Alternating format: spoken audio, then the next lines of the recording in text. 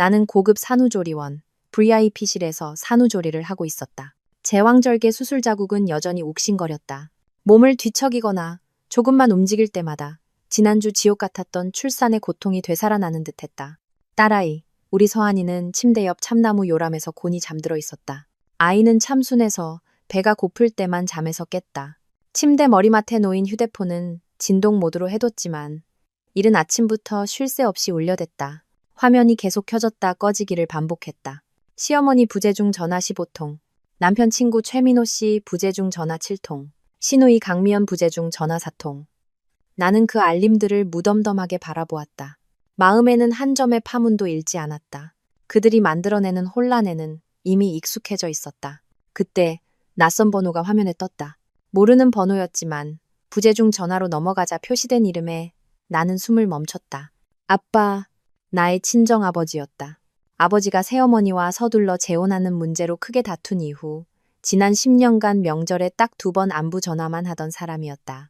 10년 동안 아버지는 단 한 번도 먼저 내게 전화를 건 적이 없었다. 그런 아버지가 전화를 했다는 건 정말 하늘이 무너질 일이 생겼다는 뜻이었다. 화면을 뚫어져라 쳐다봤다. 전화가 끊겼다가 다시 울렸다. 여전히 아버지였다. 나는 심호흡을 하고 휴대폰을 집어들었지만 전화를 받지도 다시 걸지도 않았다. 전원 버튼을 길게 누르자 화면에 선택지가 나타났다. 나는 전원 끄기를 선택했다. 방 안에는 서한이의 고른 숨소리만이 남은 채 절대적인 정적이 흘렀다. 방문이 조용히 열렸다. 나를 전담하는 간호사 윤아름 씨가 도구가 실린 카트를 밀며 들어왔다. 하운 씨, 혈압 재고 수술 부위 확인할 시간이에요. 그녀는 젊고 목소리는 언제나 상냥했다. 그녀는 책상 위 전원이 꺼진 내 휴대폰을 흘깃보더니 걱정스러운 눈빛으로 나를 바라보았다. 하운 씨, 혹시 집에 무슨 급한 일 있으세요? 아침부터 계속 부재중 전화 알림이 뜨던데. 나는 그녀에게 미소를 지어 보였다. 아마 내 얼굴 피부보다 더 창백한 미소였을 것이다. 나는 부드럽게 딸의 뺨을 쓰다듬었다. 괜찮아요, 선생님. 제게 가장 급하고 중요한 일은 지금 여기 있는걸요. 간호사는 연민 가득한 눈으로 나를 보았다. 아마 그녀는 나를 버림받았거나 복잡한 가정사로부터 도망친 미혼모라고 생각했을 것이다. 절반은 맞았다. 나는 버림받은 게 맞았지만 그녀가 상상하는 방식은 아니었다. 나는 그들 모두가 심지어 내 아버지까지 나에게 전화를 하는 이유를 알고 있었다. 오늘 아침 간호사가 이른 아침 햇살을 쬐게 해주려고 나를 복도로 데리고 나갔을 때 로비에 있는 대형 TV에서 뉴스가 나오고 있었다. 속보였다. 최신 정보에 따르면 중동 분쟁 지역의 상황이 복잡하게 전개되고 있습니다. 현지에 체류 중인 한국인 전문가 및 근로자 일부가 고립된 것으로 파악되었으며 그 중에는 강우석 씨도 포함된 것으로 확인되었습니다. 강우석, 내 남편, 지구 반대편에서 실종자 명단에 오른 남자. 사람들은 말한다. 남편이 위험에 처했다는 소식을 들으면 아내는 가슴이 찢어지고 눈물을 흘리며 어떻게든 방법을 찾아야 한다고. 하지만 나는 그의 이름을 들었을 때 심장이 한치의 오차도 없이 평온했다. 마치 가을 호수처럼 잔잔하고 3주 전 그날 밤처럼 차가웠다. 내 7년 결혼 생활이 완전히 끝났다는 것을 깨달았던 그 밤. 이 수술 자국의 고통이 어찌 내가 가장 사랑했던 사람에게 가장 약해진 순간에 칼로 찔린 고통에 비할 수 있을까? 그들이 나를 무정하고 냉혈한이라 불러도 좋다. 하지만 그들은 모른다. 그들은 남편 강우석이 분쟁 지역으로 떠나기 직전 나와 내 딸에게 무슨 짓을 했는지 영원히 알 수 없을 것이다. 모든 것은 3주 전 내가 임신 39주 차였을 때 시작되었다. 온몸은 무거웠고 두 다리는 코끼리 다리처럼 부어올라 한 걸음 떼기도 힘들었다. 나는 거실에 익숙한 소파에 앉아 두 손으로 배를 쓰다듬으며 아이의 희미한 태동을 세고 있었다. 피곤했지만 곧 태어날 아이를 기다리는 행복감에 젖어 있었다. 남편 강우석은 내 옆에서 사과를 깎아주고 있었다. 그는 늘 그렇게 세심했다. 사과 껍질은 끊어지지 않고 얇은 띠처럼 길게 이어졌다. 우리는 구시 뉴스를 보고 있었다. 지난 7년간 우리 가족의 변치 않는 습관이었다. 평화로운 작은 가정, 다정한 남편, 곧 태어날 아이. 나는 내 인생이 이만하면 만족스럽다고 생각했었다. 갑자기 뉴스는 국제 뉴스로 넘어갔다. 많은 한국인 근로자가 일하고 있는 중동의 한 분쟁 지역이었다. 갑자기 여성 앵커의 목소리가 심각해졌다. 방금 들어온 소식입니다. 현지에서 활동 중이던 한국인 프리랜서 여성 종군 기자 고유라 씨가 취재 도중 실종되었다는 보고가 들어왔습니다. 쨍그랑. 우석의 손에 있던 과도가 대리석 바닥에 떨어져 식탁 다리에 부딪히며 날카로운 소리를 냈다. 깍담한 사과는 바닥을 굴렀다. 내가 그를 돌아보았을 때 나는 그의 표정을 평생 잊지 못할 것이다. 우석은 망연자실한 채 두 눈을 크게 뜨고 TV 화면을 응시하고 있었다. 그의 얼굴은 핏기 하나 없이 새하얗게 질려 있었다. 배가 살짝 뭉치며 통증이 왔다. 나는 얼굴을 찡그리며 배를 감싸 안았다. 여보, 왜 그래요? 칼까지 떨어뜨리고. 고유라. 나는 그 이름을 안다. 시댁의 며느리로 들어온 7년 동안 너무나 많이 들었던 이름. 우석의 첫사랑이었다. 대학 시절부터 이어진 10년에 가까운 깊은 사랑. 시어머니 나경이 여사는 내가 요리하는 모습을 볼 때마다 한숨을 쉬며 말했다. 유라 걔는 참 대단했지. 전 세계를 누비면서 큰일만 하잖아. 나는 우석의 친구들이 술에 취해 그의 어깨를 두드리며 하는 말을 들었다. 강우석 저놈. 아직도 유라 못 잊었어. 그때 유라가 해외로 안 나갔으면 재능 있고 예쁜 종군 기자인데 말야. 그리고 나는 그저 평범한 회사원이었다. 기꺼이 뒤로 물러나 가정을 돌보고 밥을 짓고 아이를 낳을 준비를 하는. 우석은 화들짝 놀라며 허둥지둥 칼을 주었다. 그는 내 눈을 똑바로 쳐다보지도 못했다. 아니 아무것도 아니야. 나 서재에 들어가서 전화 좀 받을게. 거래처에서 급한 전화가 와서. 그는 거짓말을 하고 있었다. 나는 그가 거짓말을 하고 있다는 걸 알았다. 그의 목소리는 떨리고 있었다. 그는 복도 끝에 있는 서재로 황급히 들어가 문을 쾅 닫아버렸다. 심지어 안에서 문을 잠그는 소리까지 들렸다. 지난 7년간 단 한 번도 없었던 이상한 행동이었다. 나 홀로 거실에 앉아 있었다. 깍담한 사과는 갈색으로 변하기 시작했다. 그가 무슨 말을 하는지 똑똑히 들리지는 않았지만 문틈으로 새어나오는 그의 목소리에서 다급함과 공황 상태를 느낄 수 있었다. 그는 방 안을 계속 서성였다. 발소리는 무겁고 급했다. 배가 다시 뭉쳐왔다. 나는 배를 쓰다듬으며 아이를, 그리고 나 자신을 진정시키려 애썼다. 괜찮을 거야. 그냥 옛 친구가 사고를 당했으니 걱정하는 거겠지. 하지만 한 여자의, 특히 생사의 문턱에 선 여자의 직감은 틀리는 법이 없었다. 나는 몰랐다. 방금 닫힌 저 서재의 문이 내가 그토록 애써 가꿔온 작은 가정의 미래를 닫아버리는 문이 될 줄은. 1시간이 흘렀다. 나는 소파에 미동도 없이 앉아 있었다. 우석이 깍담한 사과는 내 마음처럼 시커멓게 변해 있었다. 배는 간헐적으로 단단하게 뭉쳤지만 이제는 셀 정신도 없었다. 나는 오직 서재문만 뚫어져라 쳐다보았다. 마침내 문이 열렸다. 우석이 나왔지만 그의 손에는 따뜻한 물 한 잔이 아닌 작은 캐리어가 들려 있었다. 그가 짧은 출장을 갈 때 쓰던 가방이었다. 심장이 쿵하고 내려앉았다. 여보, 어디 가요? 나는 애써 물었다. 목소리가 갈라졌다. 우석은 내 눈을 똑바로 쳐다보지 못했다. 그는 창밖을, 바닥을, 내 창백한 얼굴만 아니면 어디든 쳐다봤다. 급한 지방 출장이 생겼어. 아주 급해서 오늘 밤에 바로 가야 해. 그는 거짓말을 했다. 서투른 거짓말이었다. 지방 출장을 가는데 왜 1시간 동안 서재문을 잠그고 있었을까? 지방 출장을 가는데 왜 그의 얼굴은 마치 전쟁터에 나가는 사람처럼 공포와 고통으로 일그러져 있을까? 나는 힘겹게 일어섰다. 39주 임산부의 몸은 굼뜬 곰처럼 움직였다. 나는 현관문 바로 앞을 막아섰다. 나 곧 출산할지도 몰라요. 의사 선생님이 하루 이틀 아니라고 했단 말이야. 39주라고. 우석 씨, 지금 어디 가는 거예요? 정말 중요한 일이야. 꼭 가야만 해. 그는 신경질적으로 소리쳤다. 그는 손을 뻗어 나를 살짝 밀쳤다. 내가 출산하기 전에는 꼭 돌아올게. 비켜줘. 바로 그 살짝 민 순간. 그가 내 몸에 닿는 순간 따뜻한 액체가 갑자기 쏟아져 내렸다. 조금이 아니었다. 걷잡을 수 없이 강한 흐름이 내 인부복을 흠뻑 적시고 종아리를 타고 흘러 바닥에 흥건하게 고이기 시작했다. 나는 얼어붙었다. 아, 정말 무서웠다. 나는 우석의 팔을 꽉 붙잡았다. 손톱이 그의 살을 파고드는 것 같았다. 우석 씨, 나 양수가 터졌어. 진짜로 양수가 터졌다고. 가지마. 제발, 가지마. 나는 흐느끼기 시작했다. 그동안 억눌러왔던 공포가 폭발했다. 우리 엄마 잊었어? 내가 해준 얘기 잊었냐고. 우리 엄마, 내 동생 나타가 수술대 위에서 돌아가셨잖아. 나 무서워. 제발 집에 같이 있어줘. 나 혼자 두지 마. 그것은 내 인생 최대의 트라우마였다. 나는 출산이, 병원이, 죽음의 문턱에 홀로 맞서는 그 감각이 무서웠다. 우석은 누구보다 그 사실을 잘 알고 있었다. 그는 흠칫했다. 그는 바닥에 넓게 퍼진 양수를 내려다보았다. 그는 눈물로 범벅이 된 내 껍에 질린 얼굴을 보았다. 그리고 그는 시계를 보았다. 단 한 번의 그 눈짓. 아내가 양수가 터져 애원하고 있는 바로 그 순간에 시간을 확인하는 그 눈짓이 내 안에 남은 모든 것을 죽여버렸다. 그는 천천히 그리고 단호하게 내 손가락을 하나씩 떼어냈다. 내 울음이 갑자기 뚝 그쳤다. 마치 누군가 스위치를 내린 것처럼 눈물은 여전히 흘렀지만 더 이상 흐느끼지 않았다. 나는 깨달았다. 이해했다.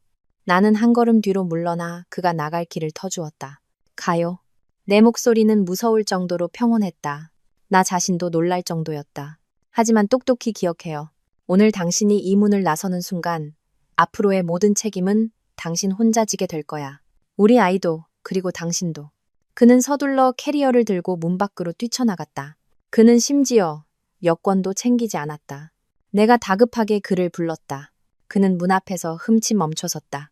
무언가 생각난 듯한 표정이었다. 나는 여전히 양수를 흘리며 무거운 몸을 이끌고 침실로 들어갔다. 그의 서랍장을 열어 여권을 꺼냈다.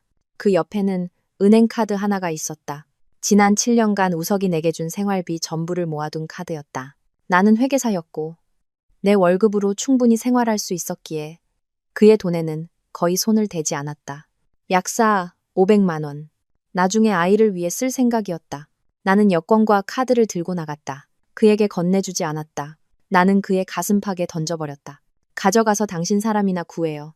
돈도 필요할 거고 가려면 이것도 필요할 테니. 우석은 화들짝 놀라며 그것들을 받았다. 그는 나를 쳐다봤다. 눈에는 죄책감 같은 것이 스쳤지만 아주 잠시였다. 그는 두 가지를 재킷 주머니에 황급히 쑤셔 넣고는 한마디 말도 없이 사라졌다. 듀. 문이 닫히는 소리가 텅 빈 아파트에 차갑게 울려 퍼졌다. 나는 내 양수 웅덩이 한가운데 서 있었다. 방금 닫힌 문을 한참 동안 멍하니 쳐다보았다. 그리고 천천히 벽에 등을 기댄 채 바닥에 주저앉았다. 기진맥진했지만 손은 떨리지 않았다. 나는 휴대폰을 꺼냈다. 시어머니에게도 친구에게도 전화하지 않았다. 나는 침착하게 119를 눌렀다. 네, 119입니다. 저 양수가 터졌어요. 제발 와서 도와주세요. 나는 잠시 멈췄다가 덧붙였다. 집에 저 혼자 있어요. 병원으로 가는 길은 왜 이리도 멀게 느껴지는지. 나는 구급차 들것에 누워 있었다. 요란한 사이렌 소리가 밤의 정적을 갈랐지만 내 세상은 무서울 정도로 고요했다. 진통이 쉴 새 없이 몰려왔고 갈수록 더 고통스러웠다. 자궁에서 시작된 수축이 등 전체와 허벅지까지 퍼져나갔다. 구급대원들은 계속해서 내게 물었다.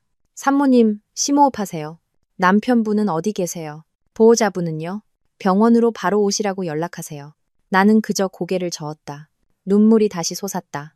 입술을 꽉 깨물었다. 저 혼자 왔어요. 제발 좀 서둘러 주세요.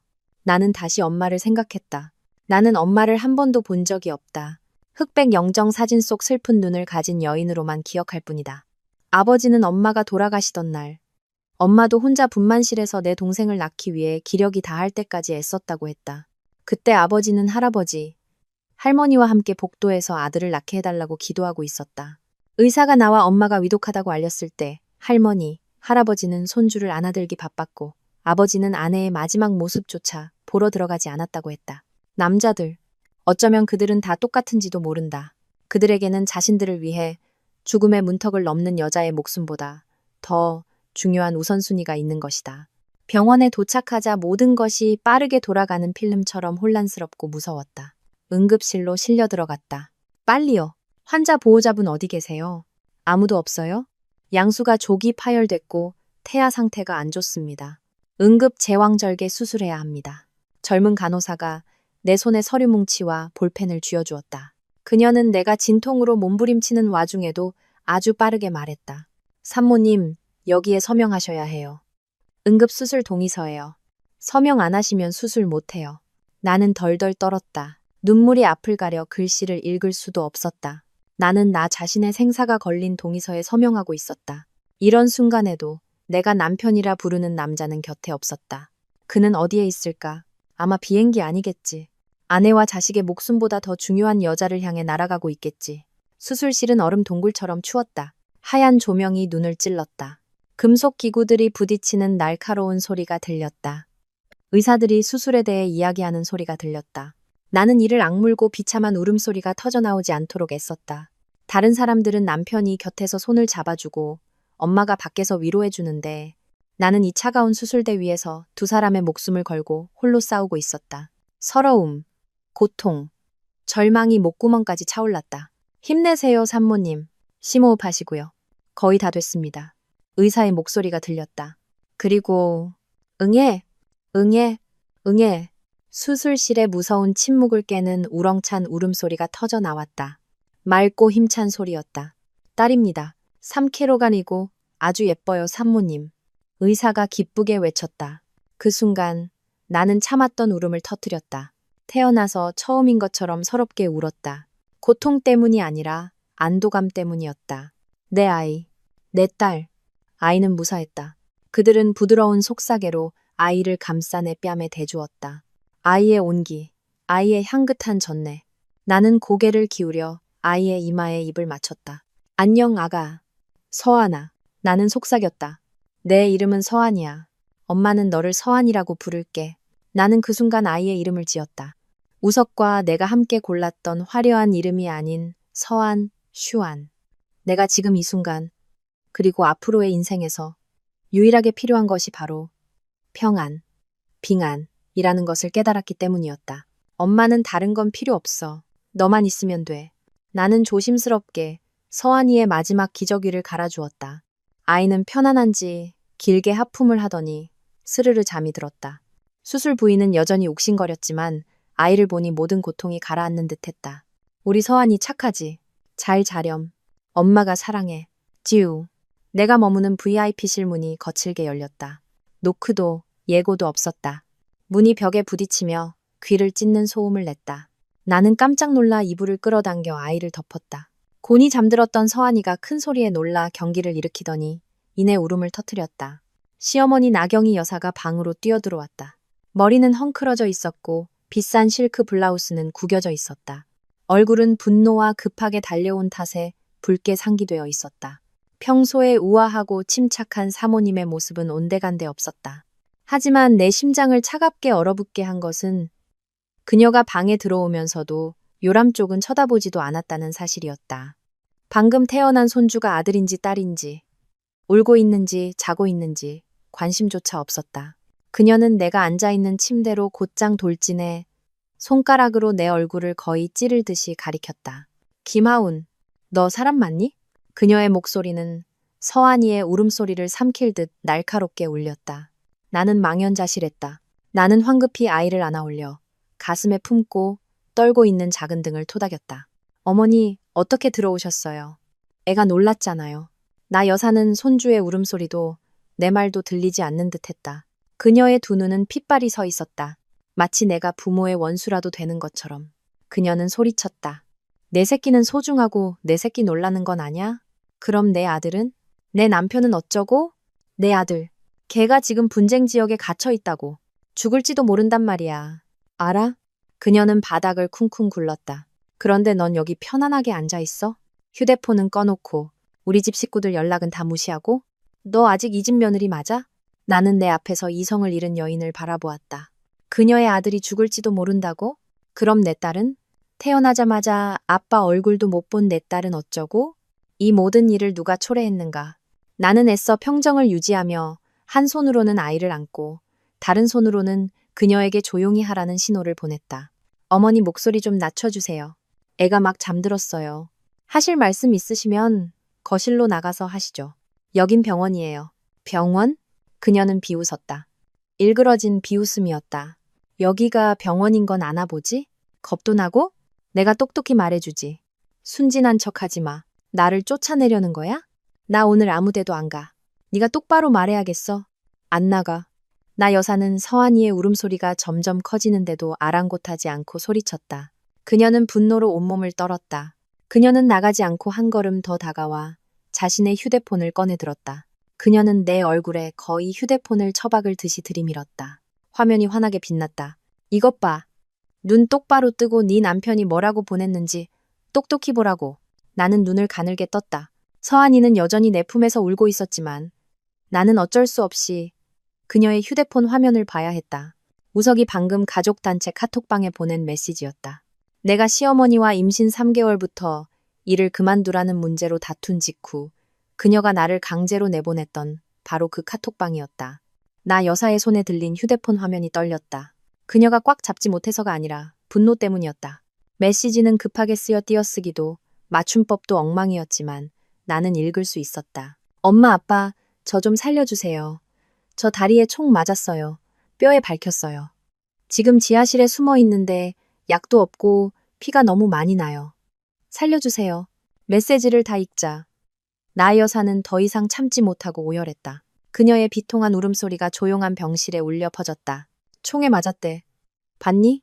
내 아들한테 무슨 일이라도 생기면 나 못 살아. 그녀는 한참을 흐느꼈다. 그녀의 울음소리는 서한이의 울음소리와 뒤섞여 머리가 아플 정도로 혼란스러운 소음을 만들어냈다. 그러다 갑자기 그녀는 고개를 번쩍 들었다. 울음은 그치고 무서운 결의의 참 표정으로 바뀌었다. 그녀는 내 팔을 움켜쥐었다. 그녀의 긴 손톱이 내 살을 파고들어 아팠다. 김하운, 너 돈 있는 거 안다. 우석이가 너한테 맡긴 그 카드. 500만 원. 아직 가지고 있지? 한 푼도 안 썼지? 그녀는 나를 뚫어져라 쳐다보았다. 내 아버지, 내가 듣기로 큰일 하신다며. 아는 사람도 많고. 내 아버지한테 전화해. 당장 대사관에 전화하라고. 내 돈 쓰고 내 아버지 인맥 써서 내 아들 좀 구해내란 말이야. 그녀는 내 팔을 더 세게 쥐었다. 넌 개아내야. 네가 구해야 해. 알아들었어? 나는 나 여사를. 그리고 우석의 절박한 구조 요청 메시지를 내려다보았다. 그가 다리에 총을 맞았고 피를 흘리고 두려워하며 도움을 청하고 있었다. 맞다. 나는 그의 아내다. 보통의 경우라면 내가 가장 걱정하고 가장 고통스러워하며 그를 구하기 위해 모든 방법을 동원해야 했다. 하지만 왜 지금 이 순간 그 메시지를 보면서도 내 마음은 조금도 아프지 않은 걸까? 나는 그저 피곤했다. 기진맥진할 정도로. 3주 전 내가 양수가 터졌을 때, 내가 무릎 꿇고 그에게 애원했을 때, 내가 죽는 게 무섭다고 말했을 때 그는 무엇을 선택했는가? 그는 시계를 보고 내 손을 뿌리쳤다. 이제 그는 다른 여자를 구하러 가는 길에 사고를 당했고 그의 어머니는 내게 그를 구해달라고 요구하고 있었다. 품에 안긴 서한이가 꼼지락거렸다. 아이는 배가 고팠다. 젖을 물려야 했다. 지금 내게 가장 중요한 일은 그것이었다. 나는 나 여사의 손을 부드럽게 떼어냈다. 나는 그녀의 눈을 똑바로 쳐다보며 이상할 정도로 평온한 목소리로 말했다. 어머니, 그 길은 우석 씨가 직접 선택한 거잖아요. 내 말은 시어머니의 비통한 울음소리를 끊으며 차갑고 명료하게 울려 퍼졌다. 어머니, 그 길은 우석 씨가 직접 선택한 거잖아요. 나 여사는 망연자실했다. 그녀는 믿을 수 없다는 듯 눈을 동그랗게 뜨고 나를 쳐다보았다. 그녀의 얼굴에 가득했던 비통함은 순식간에 극도의 분노로 바뀌었다. 너 뭐라고 했어? 그녀는 칼날처럼 날카로운 목소리로 소리쳤다. 네가 감히 내 아들이 스스로 선택했다고? 걔는 네 남편이야. 일하러 갔다가 사고를 당한 거라고. 이 버르장머리 없는 것. 복도 없는 년. 품에 안긴 서한이가 긴장감을 느꼈는지 다시 울기 시작했다. 나는 지쳤다. 수술 부위가 다시 옥신거리기 시작했다. 나는 지금 이 순간 갓 태어난 아이 앞에서 싸우고 싶지 않았다. 어머니, 저 너무 피곤해요. 나는 부드럽게 아이를 달랬다. 무슨 일이든 집에 가서 아버님이랑 상의하세요. 저는 쉬어야 하고 제 아이는 조용한 환경이 필요해요. 쉬어야 한다고? 나 여사는 비웃었다. 아기에 찬 비웃음이었다. 그럴 줄 알았지. 이 철없는 것. 남편은 생사가 불분명한데 넌 여기서 VIP실에 누워 애나 끼고 편하게 지내고 싶겠지. 이 냉혈한 같은 년. 우석이가 정말 눈이 삐었지. 너 같은 걸 아내라고. 그녀는 지난 7년간 며느리로 살면서 단 한 번도 들어보지 못했던 악독한 말들을 쏟아내기 시작했다. 나는 눈을 감고 깊은 숨을 내쉬었다. 그냥 참고 넘기려 했지만 그녀는 그럴 가치가 없는 사람이었다. 나는 조심스럽게 서한이를 다시 요람에 눕혔다. 아이는 울었지만 나는 이 일을 확실히 매듭지어야 한다는 것을 알았다. 나는 침대 머리맡에 있던 태블릿 PC를 집어들었다. 나는 이것을 사용하고 싶지 않았다. 나는 아파트 현관문에 보안 카메라를 설치했었다. 원래는 도둑을 막고 혼자 있을 때를 대비하기 위함이었다. 이것이 내 결혼 생활의 가장 잔인한 순간을 기록하게 될 줄은 꿈에도 몰랐다.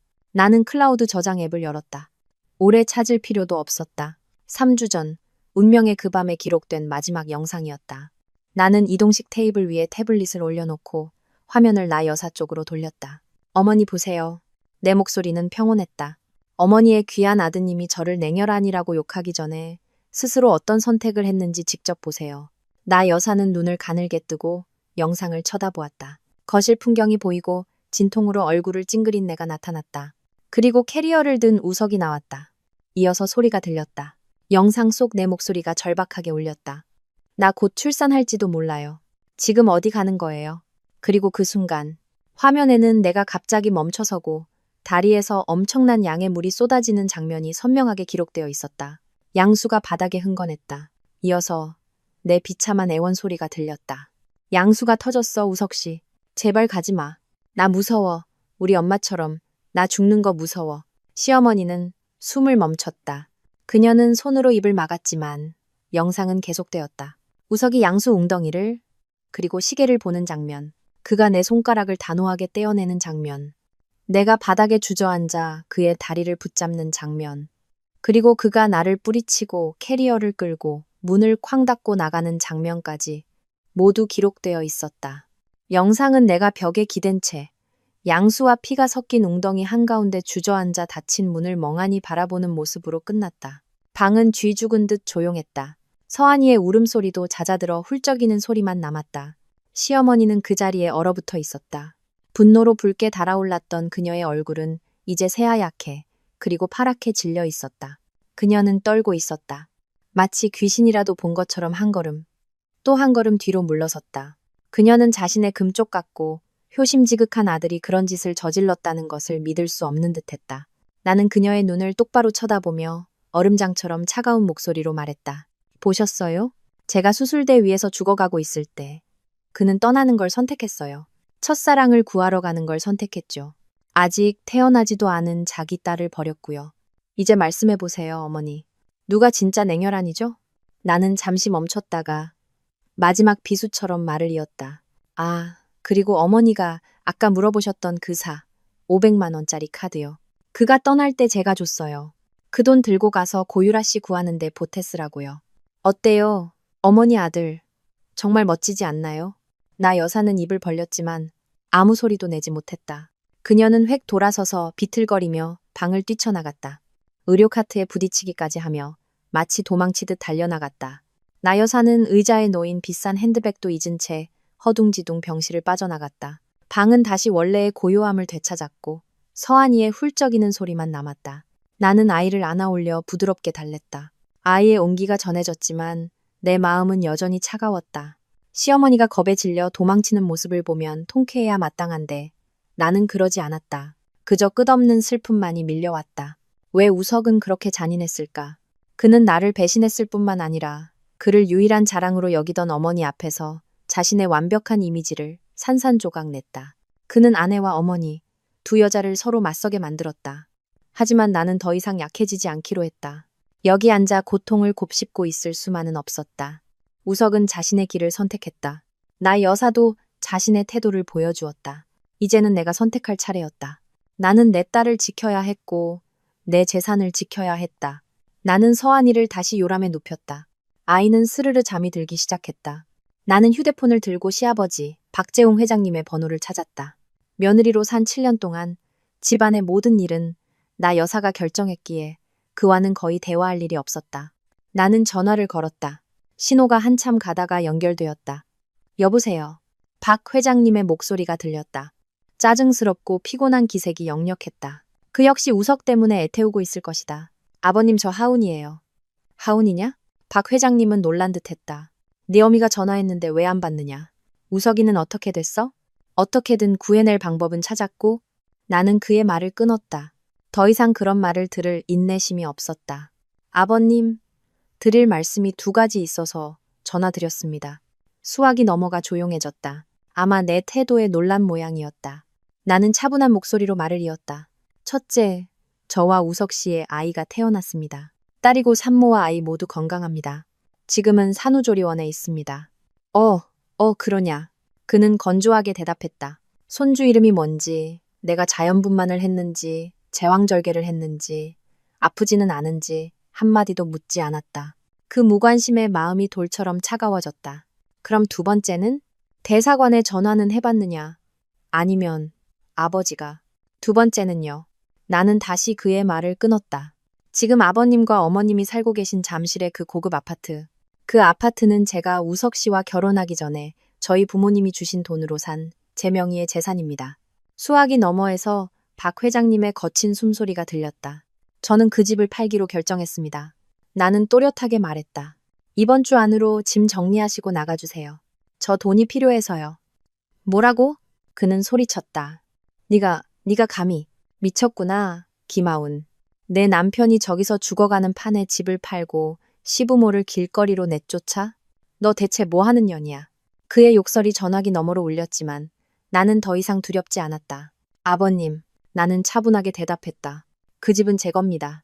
우석 씨는 제가 양수가 터졌을 때 저를 버리고 첫사랑을 구하러 갔습니다.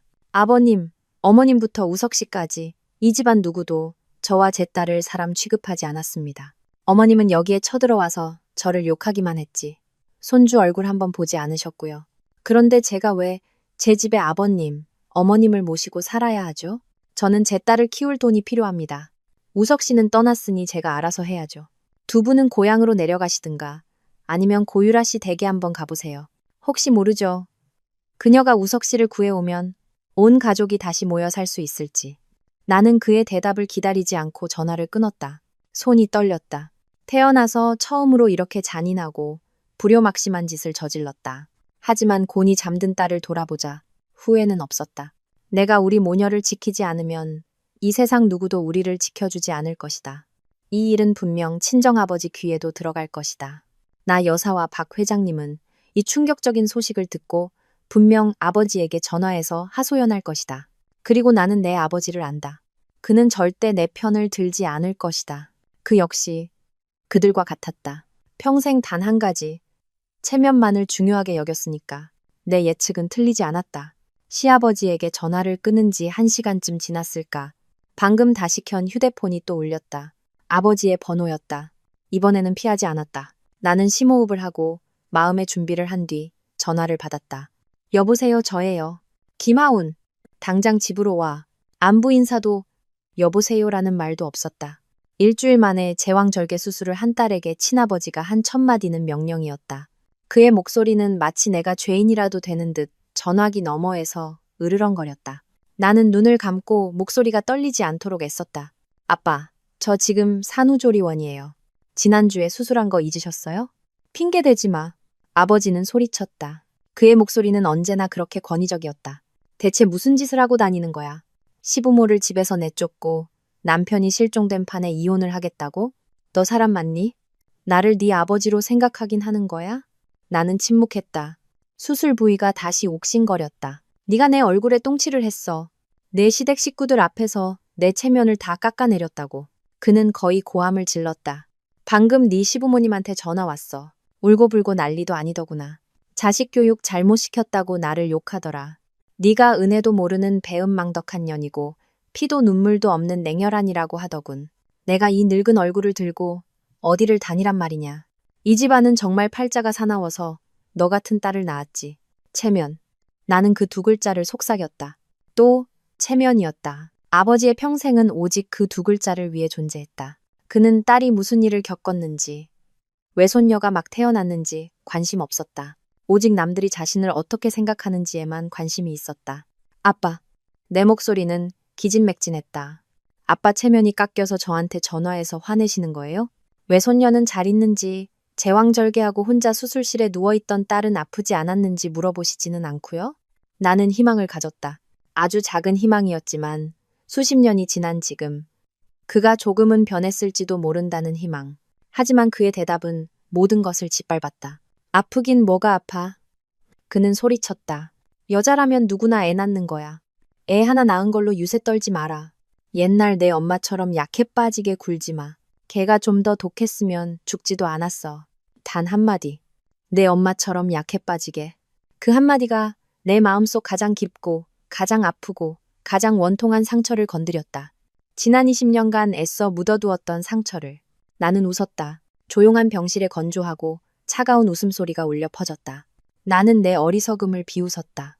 생사의 갈림길을 겪고도 30살이 되어서까지 이 남자에게 한 조각의 애정을 기대했던 나 자신을 비웃었다. 내 갑작스러운 웃음소리에 전화기 너머의 아버지는 흠칫했다. 그의 분노에 찬 목소리가 잠시 멎었다. 너 뭐에 웃는 거야? 미쳤어? 웃기잖아요. 나는 심호흡을 하고 막 흘러내린 눈물을 급히 닦았다. 아빠가 웃겨요. 아빠는 제 시아버님이랑 그리고 제 남편이랑 똑같아요. 당신들 남자들은 다 똑같다고요. 헛소리하지 마라. 아버지는 내 반응에 당황한 듯 소리쳤다. 아빠는 제가 엄마처럼 약하다고 하셨죠? 내 목소리는 두려움 때문이 아니라 분노로 떨리기 시작했다. 맞아요. 우리 엄마 약했어요. 약했기 때문에 의사가 말렸는데도 아빠 말을 들었어요. 아들 하나 낳아서 가문에 떳떳해지고 싶다는 아빠 때문에 또 임신했어요. 엄마가 약해서 나는 소리쳤다. 지난 20년간 묻어두었던 말들이 터져나왔다. 엄마가 약해서 수술대 위에서 돌아가신 거예요. 한 번에 두 목숨이 사라졌다고요. 기억 안 나세요? 그때 전 겨우 10살이었어요. 아빠는 엄마가 불쌍하지도 않았어요? 엄마한테 그런 어리석은 짓을 하도록 강요한 걸 후회한 적은 있으세요? 수학이 너머는 조용했다. 그 침묵은 고함보다 더 무서웠다.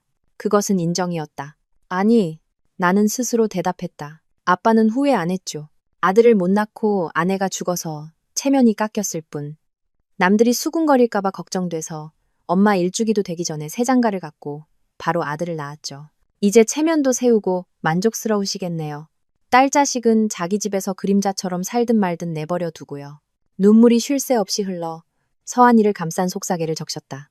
아이가 꼼지락거리며 까맣고 맑은 눈을 뜨고 나를 쳐다봤다. 마치 내 말을 듣고 있는 것 같았다. 나는 황급히 눈물을 닦고 아이의 이마에 입을 맞췄다. 다시 전화기에 대고 말할 때 내 목소리는 차분했지만 차가웠다. 아빠 말이 맞아요. 남자는 아빠가 제일 잘 알죠. 우리 엄마도 저도 이해 못하시지만 제 남편은 분명 이해하실 거예요. 제 남편 강우석 씨도 아빠랑 똑같거든요. 체면이 중요하죠. 옛사랑에게 뒤처지는 모습을 보일 수 없으니까요. 자기 여자를 위험한 곳에 혼자 둘 수 없으니까. 그래서 양수가 터진 아내와 곧 태어날 딸을 버리고 그 여자를 구하러 날아간 거예요. 아빠처럼 아주 멋지고 책임감 있는 남자죠. 너. 아버지는 말을 잇지 못했다. 그러니 이제 저한테 전화하지 마세요. 나는 마지막 판결처럼 말했다. 저는 엄마랑 달라요. 약하지 않아요. 저를 버린 사람은 저도 버릴 겁니다. 저를 아프게 한 사람에게 복수하지는 않겠지만 제 아이는 제가 키우고 제 집은 제가 지킬 겁니다. 아빠 체면이 깎이든 말든 상관없어요. 나는 전화를 끊었다. 휴대폰을 옆으로 던져버렸다. 깨지든 말든 상관없었다. 나는 작고 어린 딸을 품에 꼭 안았다. 몸은 여전히 떨렸지만 마음속에서는 수십 년 묵은 짐을 내려놓은 듯 이상한 해방감이 느껴졌다. 서하나, 나는 딸에게 속삭였다. 이제 우리 둘뿐이야. 엄마는 약해지지 않을게. 엄마가 널 지켜줄게. 창밖을 보니 하늘은 여전히 잿빛이었다. 나는 내 싸움이 이제 막 시작되었음을 알았다. 집을 팔고 이혼하고 우석이 왜 유라를 구하러 갔는지 그리고 왜 나 여사의 말처럼 내 돈사 500만 원을 들고 갔는지 명확히 알아내야 했다. 그들의 관계는 단순한 첫사랑이 아니었다. 친정아버지와의 격한 통화 후에도 손은 여전히 떨렸다. 나는 딸을 품에 안고 미안한 마음이 들었다. 서한이는 너무 어렸다. 태어난 지 며칠밖에 되지 않은 아이가 어른들의 고함과 증오를 들을 이유는 없었다. 나는 아이의 이마에 살며시 입을 맞췄다. 서한아, 괜찮아. 엄마가 있잖아. 미안해, 아가. 나는 시댁과 친정아버지에게 단호하게 말했으니 이제 모든 것이 잠시나마 조용해질 것이라 생각했다. 숨 돌릴 틈이 회복할 시간이 생길 것이라 믿었다. 하지만 착각이었다. 방금 던져버린 휴대폰 화면이 다시 쉴 새 없이 켜졌다. 이번에는 전화가 아니라 카카오톡, 문자 메시지 알림이 연달아 울렸다. 마치 우박처럼 나의 연약한 평온을 향해 쏟아졌다. 최민호, 남편 친구, 하운 씨, 왜 그래요? 왜 전화 안 받아요? 박서준, 남편 직장 동료. 재수 씨, 우석이 상황은 좀 어때요? 회사 동료들이 다 걱정하고 있어요. 강우석 친구 모임. 재수 씨가 아내인데 이럴 때일수록 나서서 챙겨야죠. 왜 전화기를 꺼나요? 다들 난리 났어요. 나는 메시지를 하나씩 읽으며 입술을 꽉 깨물었다. 그들은 걱정하고 나를 책망하며 내가 나서야 한다고 말했다. 시어머니처럼, 아버지처럼 그들 중 누구도 내게 제왕절개 했는데 아프지 않아요. 라고 묻지 않았다. 누구도 아이는 어때요? 라고 묻지 않았다. 그들 눈에 갓 출산하여 몸도 회복되지 않은 나는 당연히 핏덩이 같은 자식을 내팽개치고 자신을 버린 남자를 구하기 위해 동분서주해야 하는 존재였다. 계속되는 메시지 알림 소리에 서한이가 또 놀라 칭얼거리기 시작했다. 내 안의 분노가 폭발했다. 이제 그만, 더 이상 누구도 내 딸을 방해하게 둘 수 없었다. 나는 카카오톡을 열어 주소록을 확인했다. 방금 내게 메시지를 보낸 모든 사람들, 우석의 좋은 친구들과 친한 동료들을 모두 선택했다. 나는 단 하나의 짧고 명료한 메시지를 작성했다. 설명하지도 내 사정을 늘어놓지도 않았다. 나는 그들에게 어떤 설명도 할 의무가 없었다. 안녕하세요. 걱정해 주셔서 감사합니다. 저는 현재 갓 태어난 아이를 돌보느라 바쁘고 건강이 좋지 않습니다. 나는 잠시 멈췄다가 다시 타자를 쳤다. 강우석 씨에 관한 모든 문의는 그의 부모님이신 박재웅, 나경희님께 직접 연락하시기 바랍니다. 더 이상 저에게 전화나 메시지를 보내지 말아주세요. 제가 해결할 수 있는 일이 아닙니다. 그리고 마지막으로 한 문장을 덧붙였다. 저와 강우석 씨는 그가 돌아오는 즉시 이혼 절차를 밟을 예정입니다. 감사합니다. 나는 전송 버튼을 눌렀다. 모든 사람에게 동시에. 내 휴대폰은 즉시 조용해졌다.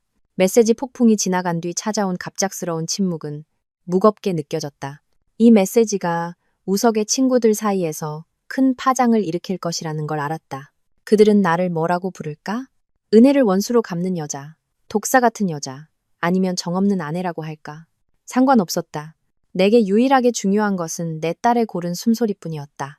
나는 모든 알림을 껐다. 고요함이 필요했다. 하지만 이 고요함은 휴식을 위한 것이 아니었다. 생각하기 위한 고요함이었다. 나는 여기 앉아 기다릴 수만은 없었다. 행동해야 했다. 그 집을 팔아야 했고 내가 우석에게 준 500만 원짜리 카드를 그가 대체 어디에 쓰려고 가져갔는지 명확히 알아내야 했다. 그와 고유라라는 여자의 관계는 정말 첫사랑으로 끝난 것일까? 나는 이 모든 것을 혼자 할 수 없었다. 이 싸움은 더 이상 단순한 부부간의 감정 문제가 아니었다. 법, 재산, 그리고 내 딸의 미래가 걸려 있었다. 내게는 전문가가 냉철한 머리로 나를 대변해줄 사람이 필요했다. 나는 예전에 친구가 소개해줬던 민사 및 가사 전문 변호사 차명희 씨를 떠올렸다. 차 변호사는 날카롭고 이성적이며 항상 약한 여성의 편에 서는 것으로 유명했다. 나는 주소록에서 그녀의 번호를 찾았다. 오래전에 저장해뒀지만 사용하게 될 줄은 몰랐던 번호였다. 나는 심호흡을 하고 전화를 걸었다. 네, 법무법인 명안입니다. 비서의 목소리가 들렸다. 차명희 변호사님과 통화하고 싶습니다. 저는 김아운이라고 하고 이혼 관련해서 급한 용무가 있습니다. 몇 분 후 차 변호사의 따뜻하면서도 단호한 목소리가 들렸다. 네, 김아운 씨. 말씀하세요. 나는 울지도 길게 늘어놓지도 않았다. 모든 상황을 최대한 간결하고 명료하게 설명했다. 저는 방금 제왕절개 수술을 했고 남편은 제가 양수가 터졌을 때 해외로 떠났습니다. 이혼하고 싶고 제 명의의 재산을 처분하고 싶습니다. 그리고 남편의 재정 상황에 대해 몇 가지 의심스러운 점이 있습니다. 수화기 너머의 차 변호사는 조용히 내 말을 들었다. 그녀의 침묵은 내게 신뢰를 주었다. 내가 말을 마치자 그녀는 핵심을 찌르는 단 하나의 질문을 던졌다. 신중하게 생각하신 겁니까? 아니면 산후 우울감 때문에 일시적으로 격해진 감정입니까? 변호사님, 나는 나 자신도 놀랄 정도로 차분한 목소리로 말했다.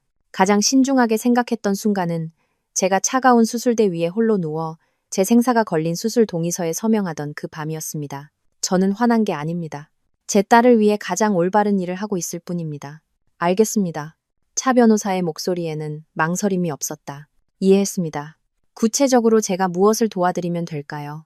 나는 잠든 서한이를 보며 숨을 골랐다. 첫째, 제 단독 명의로 된 고급 아파트를 급히 팔고 싶습니다. 시부모님이 살고 계셨는데 이사하시라고 통보했습니다.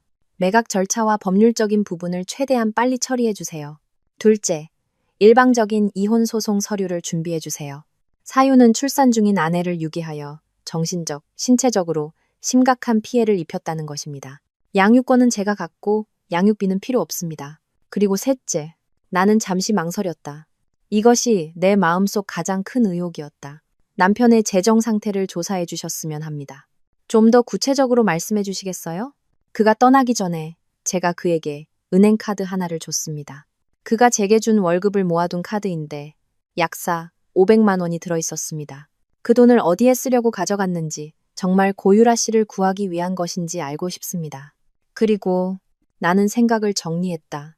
그의 명의로 된 모든 은행 계좌의 거래 내역을 조회해 주세요. 결혼 생활 7년 동안 저희는 거의 경제적으로 각자 관리했습니다. 그의 돈은 그가, 제 돈은 제가 관리했죠. 저는 그사 500만 원만 대신 보관해 줬을 뿐입니다. 그 돈 외에 그의 나머지 돈이 다 어디로 갔는지 알고 싶습니다. 차 변호사는 잠시 침묵했다. 키보드를 두드리는 소리가 들렸다. 알겠습니다. 이혼 전 타인의 계좌를 조회하는 것은 절차가 좀 필요하지만 혼인 중 공동 재산 분할과 직접적인 관련이 있으므로 가능합니다. 강우석 씨의 주민등록번호, 생년월일 등 기본 정보를 보내주세요. 즉시 사람을 시켜 확인해 보겠습니다. 나는 우석의 모든 정보를 그녀에게 문자로 보냈다. 전화를 끊자 안도의 한숨이 나왔다. 마침내 내 권리를 되찾기 위한 첫걸음을 내디뎠다. 변호사가 무엇을 찾아낼지는 알 수 없었다. 어쩌면 그는 깨끗할지도 모른다. 그의 돈은 어딘가에 저축되어 있을지도. 하지만 배신당한 아내의 양수가 터졌을 때 버림받은 여자의 직감은 내게 말하고 있었다. 그사 500만 원 뒤에 숨겨진 진실은 훨씬 더 끔찍할 것이라고. 며칠 후 수술 부위는 새살이 돋아 통증이 많이 가라앉았다. 서한이도 순했다. 젖만 배불리 먹으면 곤히 잠들었다. 시댁과 친정아버지로부터의 완전한 침묵에도 익숙해졌다. 그들은 더 이상 전화도 방해도 하지 않았다.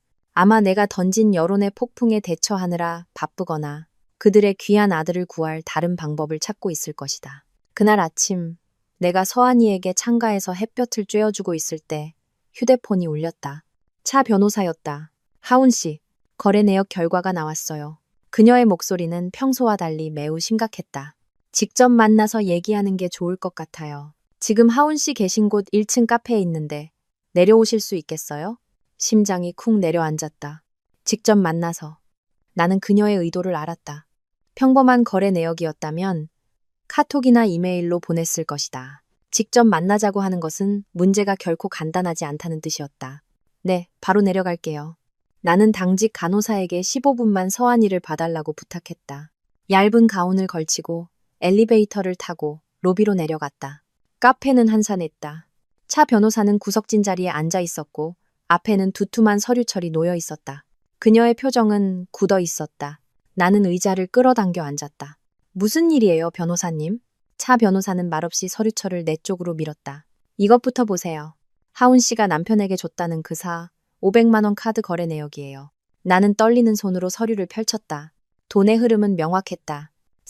500만 원 전액이 국제선 비행기 출발 약 45분 전 공항 내 은행 VIP 창구에서 현금으로 인출되었다. 역시 나는 중얼거렸다. 그 여자를 구하러 돈을 가져간 게 맞았네요. 차 변호사는 고개를 저었다. 그 고갯짓에 나는 망연자실했다. 그건 빙산의 일각이에요. 다음 장을 보세요. 그녀는 조심스럽게 스테이플러로 묶인 다른 서류 뭉치를 넘겼다. 이게 제가 하운 씨에게 보여주고 싶었던 거예요. 이걸 얻기 위해 제 업무상 인맥을 총동원해야 했죠. 이 계좌는 뭐예요? 나는 어리둥절했다. 나는 우석이 월급 통장 하나와 그사 500만 원이 든 통장 하나만 아는 전부였다. 강우석 씨 명의의 또 다른 계좌예요. 제2의 월급 통장이거나 비자금 계좌겠죠. 그리고 이건 하운 씨와의 결혼 생활 7년 내내 존재했어요. 나는 떨리는 손으로 서류 뭉치를 들었다. 아주 두꺼웠다. 한 장 한 장 넘겨보았다.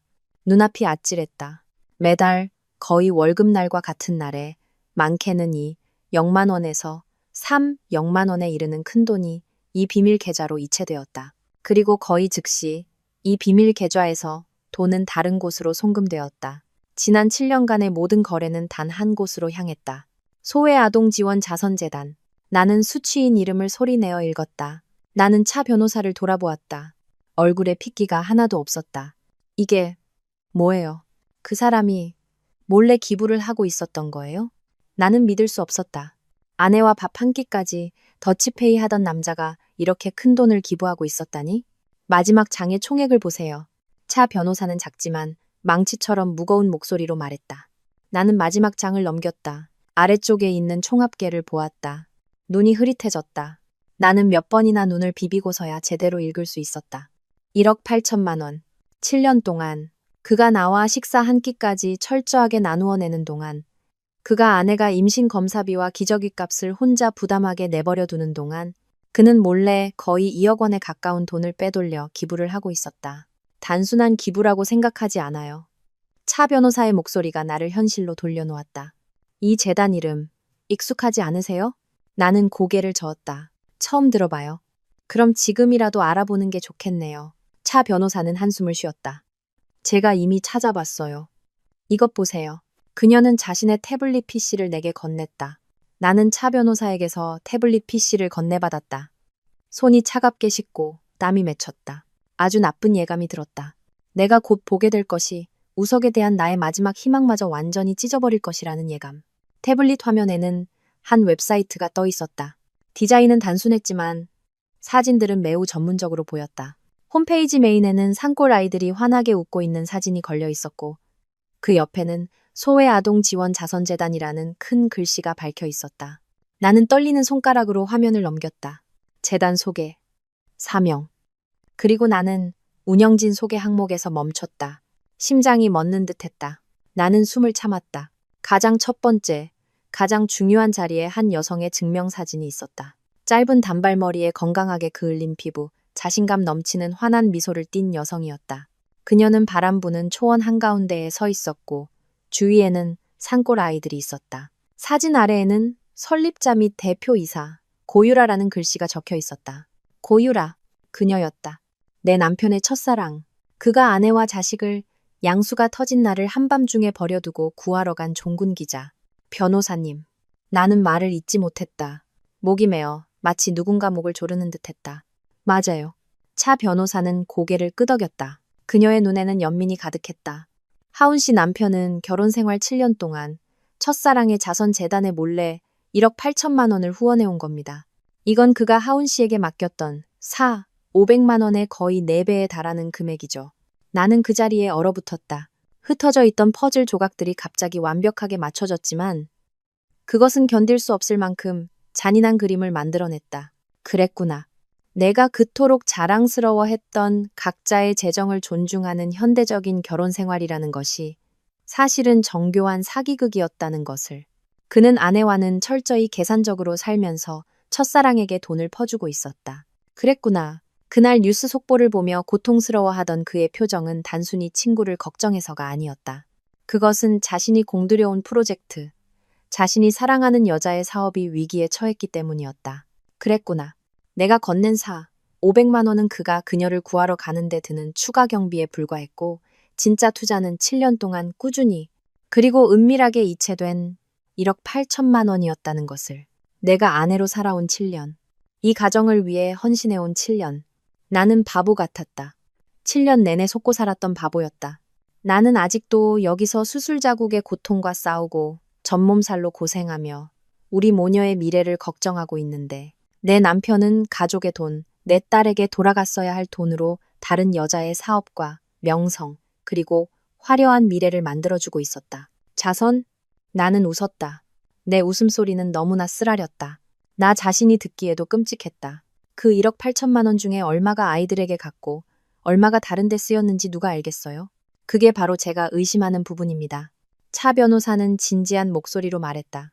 이렇게 거액의 자금이 단 하나의 비밀스러운 개인 후원자로부터 꾸준히 들어오고 그 재단의 운영자가 후원자와 미심쩍은 관계에 있다는 건 투명성에 의문이 생길 수밖에 없죠. 차 변호사는 서류처를 정리하며 내 손등에 손을 얹었다. 하운 씨, 이건 더 이상 남편이 출산 때 곁에 없었다는 이유로 이혼하는 단순한 문제가 아니에요. 이건 명백한 혼인 중 공동 재산은닉 행위의 정황이 있어요. 그리고 어쩌면 그녀는 말을 흐렸다. 이 재단에 대해 더 깊이 조사해보면 그 1억 8천만 원이 최종적으로 어디로 갔는지 알게 되면 문제는 더 커질 수도 있습니다. 나는 산후조리원 1층 카페에 얼어붙은 채 앉아 있었다. 1억 8천만 원. 그 숫자가 머릿속을 맴돌았다. 그것은 보이지 않는 거대한 망치가 되어 내가 우석에 대해 간직하려 애썼던 마지막 좋은 기억들마저 산산조각냈다. 테이블 위에 놓인 내 손이 차갑게 식어가며 떨리기 시작했다. 7년간 함께 잠자리에 들었던 남편, 순하고 착하다고만 생각했던 그가 이렇게 끔찍한 일을 저지를 수 있다는 것이 믿기지 않았다. 차 변호사는 한숨을 쉬며 내 차가운 손등을 감쌌다. 그녀의 목소리는 걱정스럽게 낮아졌다. 하운 씨, 진정해요. 충격이 크다는 거 알지만 이 일이 생각보다 더 심각해질 수 있다는 걸 알려줘야만 했어요. 나는 고개를 들었다. 목구멍은 바싹 마르고 썼다. 더 심각하다니요. 1억 8천만 원. 가족의 돈. 자기 딸의 돈을 훔쳐서 첫사랑을 먹여 살렸는데 이보다 더 나쁜 게 있을 수 있나요? 단순히 먹여 살린 게 아니라고 생각해요. 차 변호사는 고개를 저었다. 그녀의 눈빛이 날카로워졌다. 제가 더 깊이 파고들 수밖에 없었어요. 공동재산 은닉 행위가 의심됐고 제 직감이 맞았죠. 그녀는 서류철에서 다른 종이 한 장을 넘겼다. 상세한 기록이었다. 그 자선재단은 실존해요. 법인 등록도 되어 있고요. 하지만 그녀는 내가 마음의 준비를 할 수 있도록 잠시 멈췄다. 거의 활동하지 않아요, 하운 씨. 그냥 위장단체예요. 돈 세탁을 위한 완벽한 껍데기죠. 위장단체. 나는 되뇌었다. 심장이 깊은 나락으로 떨어지는 것 같았다. 맞아요. 차 변호사는 다른 거래 내역을 가리켰다. 출금 내역을 자세히 보세요. 이 1억 8천만 원은 그녀의 웹사이트 광고처럼 학교를 짓거나 책을 사거나 산골 아이들을 위한 어떤 프로젝트에도 사용되지 않았어요. 그럼 어디로 갔는데요? 나는 목소리가 갈라지는 것을 느끼며 물었다. 차 변호사는 거의 속삭이듯 목소리를 낮췄다. 여러 번 다양한 방법으로 인출되었어요. 그리고 최종적으로 그 모든 돈은 단 하나의 개인 계좌로 이체되었습니다. 그녀는 펜으로 서류에 선명하게 인쇄된 계좌 주인의 이름을 동그라미 쳤다. 하는경. 나는 미간을 찌푸렸다. 전혀 낯선 이름이었다. 이 사람은 누구예요? 고유라 씨의 친어머니입니다. 그 대답은 폭탄보다 더 큰 파괴력을 가졌다. 7년간의 거짓말. 우석이 벌어온 모든 돈. 그는 저축하지도 가족의 미래를 걱정하지도 않았다. 그는 그 돈 전부를 첫사랑의 어머니에게 보내고 있었다. 차 변호사는 이미 갈갈이 찢어진 내 심장에 또 한 번 칼을 꽂듯 말을 이었다. 그리고 이 돈이 어디에 쓰였는지 아세요? 정확히 3년 전 한은경 씨의 계좌에서 부동산 거래가 있었어요. 이 돈 전액에 약간의 돈을 더 보태서 서울 강남의 고급 아파트를 매입했죠. 그 아파트, 지금 한은경 씨 단독 명의로 되어 있어요. 3년 전, 나는 기억을 더듬었다. 그때가 언제였지? 내가 첫 아이를 유산했을 때였다. 나는 병상에 누워 몸과 마음이 모두 망가진 채 완전히 무너져 있었다. 우석, 그도 곁에 있었다. 그는 내 손을 잡고 함께 괴로워하는 척했다. 그는 우리 다시 시작하자고 말했다. 바로 그때, 아내가 아이를 잃고 절망에 빠져 있는 바로 그 순간에 그는 두 사람의 피땀 흘려번 돈으로 첫사랑의 어머니에게 집을 사주고 있었던 것이다. 나는 더 이상 울 수도 없었다. 눈물이 말라버렸다. 이제 가슴 속에는 오직 혐오감만이 남았다. 내가 사랑했던 남자에 대한, 종군 기자라는 명함을 내건 그 여자에 대한, 그리고 너무나 어리석고 순진하게 믿었던 나 자신에 대한 혐오감. 변호사님, 나는 메마른 목소리로 말했다. 알겠습니다. 공동재산 은닉, 사기 및 횡령, 소송할 겁니다. 끝까지 갈 거예요. 차 변호사는 고개를 끄덕였다. 맞아요. 그래서 하운 씨가 더더욱 냉정해져야 해요. 우리는 모든 것을 되찾을 겁니다. 하운 씨의 집뿐만 아니라 이 1억 8천만 원도요. 그건 공동재산이에요. 하운 씨와 하운 씨 딸의 것입니다. 나는 카페를 나왔다. 머릿속이 혼란스러웠다. 1억 8천만 원과 고급 아파트에 대한 증거는 너무나 큰 충격이어서 나는 거의 기진맥진했다. 비틀거리며 방으로 돌아왔다. 그 후 며칠 동안 나는 딸만 끌어안고 있었다. 아이를 보고 또 울었다. 약해서가 아니라 아이가 너무 불쌍해서 울었다. 태어나자마자 친아버지에게 빼앗겨버린 미래가 너무나 안타까워서. 산후조리원에서의 마지막 날들이 무겁게 지나갔다. 나는 퇴원 수속을 마쳤다. 4명의 아파트는 차 변호사의 말대로 시부모님이 이사를 나간 상태였다. 그들은 별다른 저항을 하지 않았다. 아마 그 CCTV 영상을 본 후로는 더 이상 그곳에 머물 면목이 없었을 것이다. 차 변호사는 사람을 보내 집을 청소하고 자물쇠를 바꾼 뒤 집을 보러 올 손님들을 받기 시작했다. 나는 서한이를 돌봐줄 보모, 인상 좋고 경험 많은 서영란 씨도 구했다. 아이의 옷을 작은 캐리어에 정리하며 떠날 준비를 하고 있을 때 휴대폰이 울렸다. 낯선 번호였다. 나는 잠시 망설였다. 그 가족으로부터 오는 전화는 이제 지긋지긋했다. 하지만 집을 보러 온 손님일 수도 있겠다는 생각에 전화를 받았다. 여보세요. 짧은 침묵, 그리고 지치고 쉰 목소리가 들렸다. 하마터면 알아보지 못할 뻔한 목소리였다. 하운아, 나다. 시험이다. 나는 흠칫했다. 예전에 내 병실에 쳐들어왔을 때의 그 날카롭고 기세등등한 나 여사의 목소리가 아니었다. 완전히 기력이 쇠하고 무너져 내린 늙은 여인의 목소리였다. 어머님 무슨 일이세요? 나는 여전히 차갑게 물었지만 증오는 조금 가신 상태였다. 하운아, 그녀는 울었다. 수화기 너머로 비통한 울음소리가 들려왔다. 내가 잘못했다. 내가 미안해. 나를 용서해다오. 그날은 내가 너무 화가 나서 정신이 나갔었어. 제발 우석이 좀 살려줘. 내 아들 좀 살려줘. 하운아. 그녀는 애원하고 빌었다. 나는 침묵했다. 1억 8천만 원과 그 아파트의 진실을 안 후로 나는 이 가족에게 아무런 감정도 남지 않았다. 그들은 그럴 가치도 없었다. 걔가 전화했어. 그녀는 흐느끼며 말을 이었다. 거기 상황이 너무 안 좋대. 갇혀 있는데 다리 상처가 심하게 골맞대. 열이 펄펄 끓는다고 얘야. 그녀는 울부짖었다. 나랑 내 시아버지가 시골집까지 팔았다. 급하게 헐값에 팔고 친구 친척들한테 있는 대로 다 빌려서 겨우 500만 원을 마련했어. 외교 라인에 돈을 써서 특별기로 데려와야 한다는데 그 돈이 든다고 하더구나. 이제 곧 돌아올 수 있게 됐는데 우리 집 빚더미에 앉게 생겼다. 얘야. 그녀는 다시 울부짖었다. 하운아, 네가 아직 화난 거 안다. 하지만 걔는 네 남편이야. 부부는 일심동체라고 했잖니.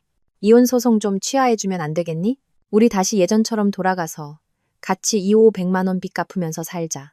내가 너한테 빌게. 나는 그녀가 말하는 5 500만 원이라는 숫자를 들었다. 큰 돈이었다. 그들은 아들을 구하기 위해 시골의 마지막 집까지 팔고 사방에 돈을 빌려야 했다. 어머니의 사랑을 이해한다. 하지만 나는 누가 나를 구해줬는가? 누가 내 딸을 구해줬는가? 나는 다시 그 숫자를 생각했다. 그들은 500만 원을 힘들게 빌려 아들을 구하는데 그 아들은 1억 8천만 원을 태연하게 첫사랑에게 보내 집을 사줬다. 늙은 부모에게 빚을 지게 하고 자기는 다른 여자의 보금자리를 만들어주고 있었다. 정말 웃기고 잔인했다. 나는 깊은 숨을 내쉬었다. 침대에 누워있던 서한이가 꼼지락거렸다. 아이는 배가 고팠다. 어머니, 나는 아무 감정 없는 평온한 목소리로 말했다. 저 지금 애젖줘야 해서요. 나는 전화를 끊었다. 더 이상 한마디도 듣고 싶지 않았다. 누구의 빚은 그 사람이 갚는 것이고 누구의 인생은 그 사람이 책임지는 것이다. 산후조리원을 나서는 날 나는 과거와의 모든 연결을 공식적으로 끊었다. 나는 시부모님이 이사 나간 내 명의의 아파트로 돌아가지 않았다. 거짓된 기억으로 가득 찬 곳에서 살고 싶지 않았다. 차 변호사가 집매매를 신속하게 처리해 주었고 돈은 내 계좌로 입금되었다. 나는 서한이와 보모 서영란 씨와 함께 임시로 구한 작고 아담한 아파트로 이사했다. 예전 집만큼 크지는 않았지만 따뜻했고 가장 중요한 것은 오직 우리 세 사람만 있다는 것이었다. 나는 미혼모로서의 삶을 시작했다. 모든 것이 낯설고 힘들었다. 밤에는 아이를 돌보느라 잠을 설쳤고 낮에는 전몸살과 씨름했다. 날이 굳을 때면 수술 부위가 욱신거렸다. 하지만 곤히 잠든 서한이를 보면 작은 입술을 오물거리는 모습을 보면 모든 피로가 사라졌다. 아이는 나의 유일한 힘의 원천이었다. 삶은 그렇게 흘러갔다. 시댁으로부터의 전화 한 통도 친정아버지로부터의 안부 한마디도 없었다. 마치 나와 내 딸이 그들의 세상에서 지워진 것 같았다. 그러던 어느 주말 오후 집에 막 도착했을 때 휴대폰이 울렸다. 차 변호사였다. 하운 씨, 소식 있어요. 차 변호사의 목소리는 간결했다. 한국 교민들을 태운 특별기가 오늘 밤 8시 인천공항에 도착해요. 강우석 씨도 그 비행기에 있어요. 공항에 나갈 생각이에요? 나는 잠시 서 있었다. 공항에? 나는 엘리베이터, 거울에 비친 내 모습을 보았다. 창백하고 지친 여인. 머리는 대충 묶었고 홈웨어에는 젖비린내가 배어 있었다. 나는 예전의 나를 잊고 살았다. 아니요 라고 말하려 했다. 그 남자를 다시 보고 싶지 않았다. 하지만 1억 8천만 원을, 그 여자 모녀의 고급 아파트를, 내 딸을 생각했다. 내가 나서지 않으면, 내가 단호하게 굴지 않으면 그들은 나를 약하게 볼 것이다. 내 딸의 것을 절대 돌려주지 않을 것이다. 네, 갈 거예요. 나는 단호하게 말했다. 가야 해요. 모든 것을 한 번에 끝내야겠어요. 그렇게 결정할 줄 알았어요. 차 변호사는 한숨을 쉬었다. 평정심을 잃지 말아요. 감정에 휩쓸리지 말고요. 권리를 찾으러 가는 거지, 관계를 되돌리러 가는 게 아니니까. 소식 기다릴게요. 나는 집으로 돌아와 서영란 씨에게 분유 타는 법, 서한이 달래는 법을 꼼꼼하게 일러주었다. 중요한 일이 있어. 늦을지도 모른다고 말했다. 옷장을 열었다. 어둡고 슬퍼 보이는 옷은 고르지 않았다. 베이지색 원피스를 꺼냈다. 첫 월급을 받아 산 가장 비싼 옷이었다. 결혼 5주년 기념일에 입었던 옷. 그가 내 손을 잡고 온갖 약속을 하던 그날. 화장대 앞에 앉았다. 출산 후 처음으로 거울 속 내 모습을 자세히 들여다보았다. 다크서클을 가리고 볼 터치를 살짝 하고 붉은 립스틱을 얇게 발랐다. 나는 울러가는 게 아니었다. 빌러가는 것도 아니었다. 나는 공식적으로 마침표를 찍기 전 마지막으로 모든 것을 명확히 하기 위해 아내의 자격으로 가는 것이었다. 하이힐을 신으려고 허리를 굽히자 수술 부위가 살짝 욱신거렸지만 신경 쓰지 않았다. 이 육체적 고통은 마음의 고통에 비하면 아무것도 아니었다. 차 변호사가 준비해준 서류 가방을 열었다. 일방적인 이혼 소송 신청서. 내 서명은 이미 되어 있었다. 그 옆에는 1억 8천만 원의 상세거래 내역서와 고유라의 어머니 명의로 된 고급 아파트 정보가 있었다. 나는 모든 것을 접어 가장 좋은 핸드백에 조심스럽게 넣었다. 나는 마지막으로 서한이를 보았다. 아이는 천사처럼 곤히 잠들어 있었다. 서한아, 엄마 기다려. 엄마가 우리 모녀의 권리를 찾고 올게. 나는 문을 닫고 택시를 불렀다. 인천국제공항으로 가주세요. 밤 8시에 인천국제공항은 사람들로 붐볐다. 모두가 바쁘게 캐리어를 끌었고 웃음소리와 안내 방송 소리가 끊이지 않았다. 하지만 오늘 국제선 입국장은 유독 긴장감이 감돌았다. 나는 그들을 바로 발견했다. 나 여사와 박 회장님. 그들은 보안 펜스 바로 뒤 첫 줄에 서서 자동 유리문을 뚫어져라 쳐다보고 있었다. 나 여사는 10년은 늙어 보였다. 평소 단정하게 빗어 넘기던 머리는 헝클어져 있었고 몇 가닥의 흰머리가 이마에 흘러내려 있었다. 더 이상 날카롭고 귀티나는 모습은 없었고 지치고 걱정스러운 어머니의 모습만 남아 있었다. 박 회장님은 굳은 얼굴로 옆에 서서 뒷짐을 진 채 서성였다.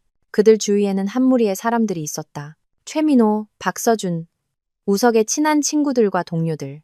몇 주 전 나를 전화와 문자로 괴롭혔던 바로 그들이었다. 내가 다가가자 모든 수군거림이 멎었다.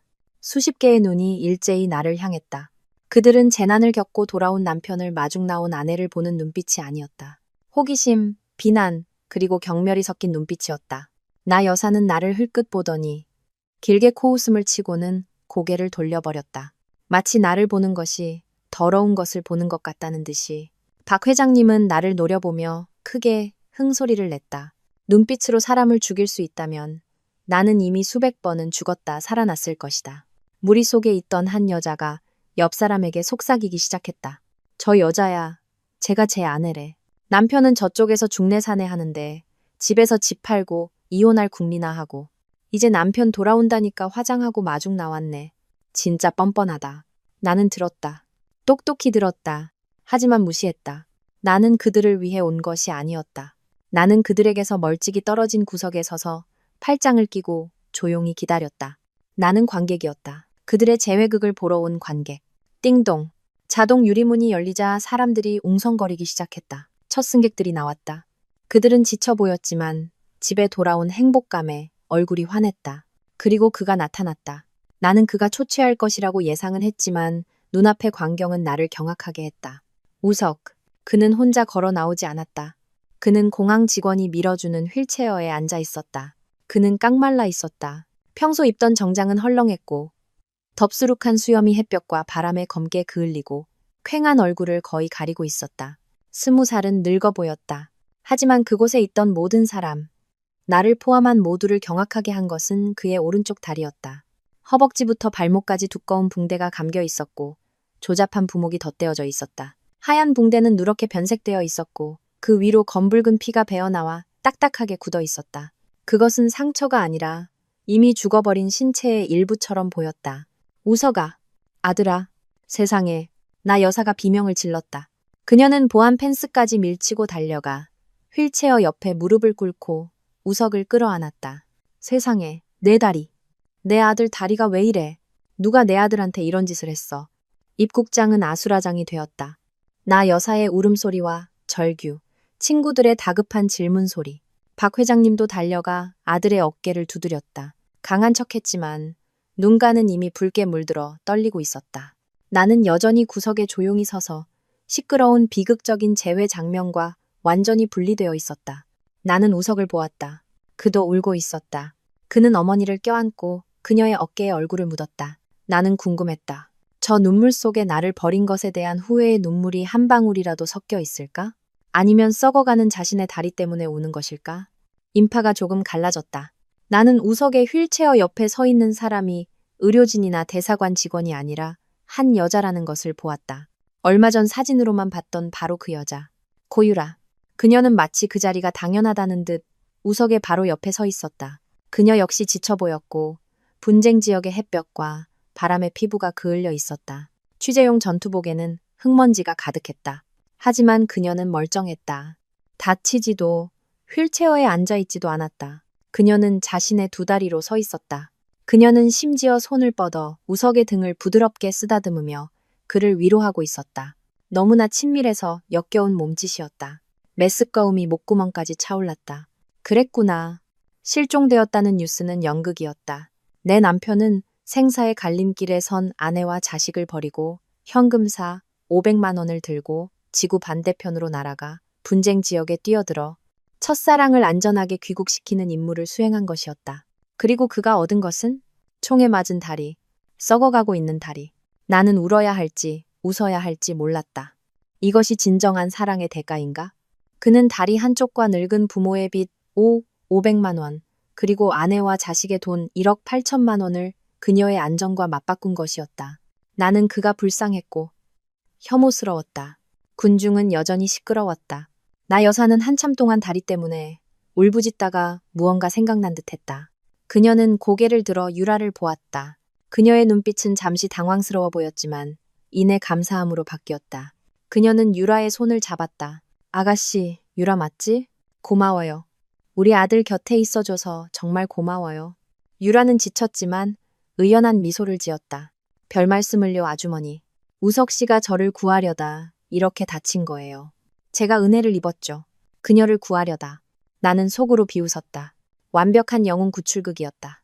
단지 이 연극의 대가를 치르는 사람이 내 딸과 그의 가족이라는 점만 빼면 아들의 첫사랑에게 감동적인 인사를 건넨 후 나 여사는 비로소 내 존재를 기억해낸 듯했다. 그녀는 고개를 돌려 구석에 서 있는 나를 보았다. 유라를 향했던 감사함은 나를 보자 즉시 증오로 바뀌었다. 그녀는 주변 사람들이 모두 들을 수 있을 만큼 큰 소리로 쏘아붙였다. 넌 거기서 뭐하고 서 있어? 내 남편이 돌아왔잖아. 이렇게 심하게 다친 거 안 보여? 이 심장도 없는 년. 모든 시선이 다시 내게 쏠렸다. 이번에는 분노와 비난이 더해졌다.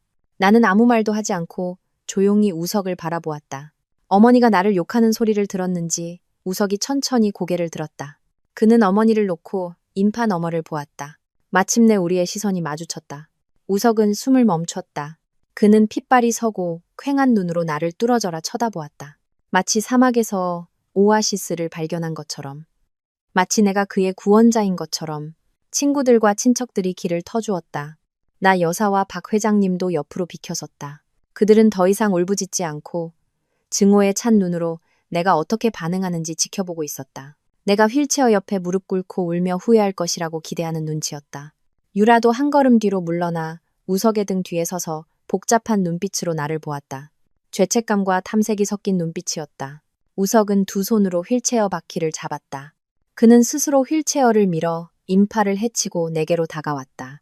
휠체어 바퀴가 공항 바닥을 긁는 소리가 귀에 거슬렸다. 그는 내 바로 앞에 멈춰섰다. 그는 흙먼지로 더러워지고 눈물로 젖은 퀭한 얼굴로 나를 올려다보았다. 그는 떨리는 더러운 손을 뻗어 내 손을 잡으려 했다. 하우나. 그의 목소리는 갈라지고 터져나왔다. 나 돌아왔어. 그는 내 손을 꽉 잡았다. 나 약속 지켰어. 그는 흐느끼기 시작했다. 눈물, 콧물이 덥수룩한 수염 위로 흘러내렸다. 너한테 약속했잖아. 돌아오겠다고. 나 돌아왔어, 하우나. 그는 내 손등에 얼굴을 묻고 아이처럼 물었다. 나는 미동도 없이 서 있었다. 나는 그의 헝클어진 정수리를 내려다보았다. 그의 뜨겁고 짠 눈물이 내 손등에 떨어지는 것을 느꼈다. 하지만 따뜻하지 않았다. 더러울 뿐이었다. 그는 약속을 지켰다고 했다. 어떤 약속? 3주 전 내가 양수가 터져 바닥에 쓰러져 있을 때 내 손을 뿌리치며 했던 약속. 그는 돌아오겠다고 약속했다. 그는 내게 생색을 내고 있었다. 나는 내 앞에서 비참하게 울고 있는 남자를 보았다. 그는 마르고 다쳤지만 전혀 변하지 않았다. 그는 내게 아이는? 이라고 묻지 않았다. 출산은 어땠어? 아팠어? 라고 묻지 않았다. 그는 내 39주 만삭의 배가 사라진 것조차 알아채지 못했다. 내가 제왕절개를 했다는 것을, 내가 혼자 죽음의 문턱을 넘었다는 것을 알지 못했다.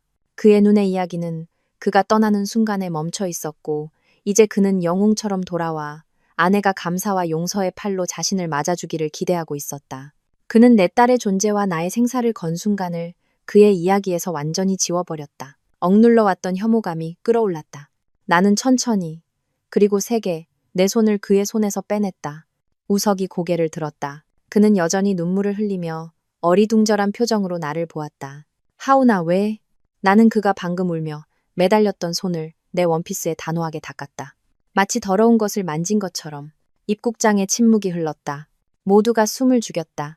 나 여사의 울음소리도 멎었다. 그녀는 내 행동을 보고 입을 떡 벌렸다. 우석은 망연자실했다. 그의 손은 허공에 멈춰 있었다. 하우나 왜 그래? 그는 여전히 이해하지 못했다. 내가 사소한 일로 화가 났다고 생각하는 모양이었다. 나는 그의 충혈된 눈을 똑바로 쳐다보았다. 더 이상 연민도 없었다. 그저 피곤할 뿐이었다. 돌아왔으면 잘 됐네요.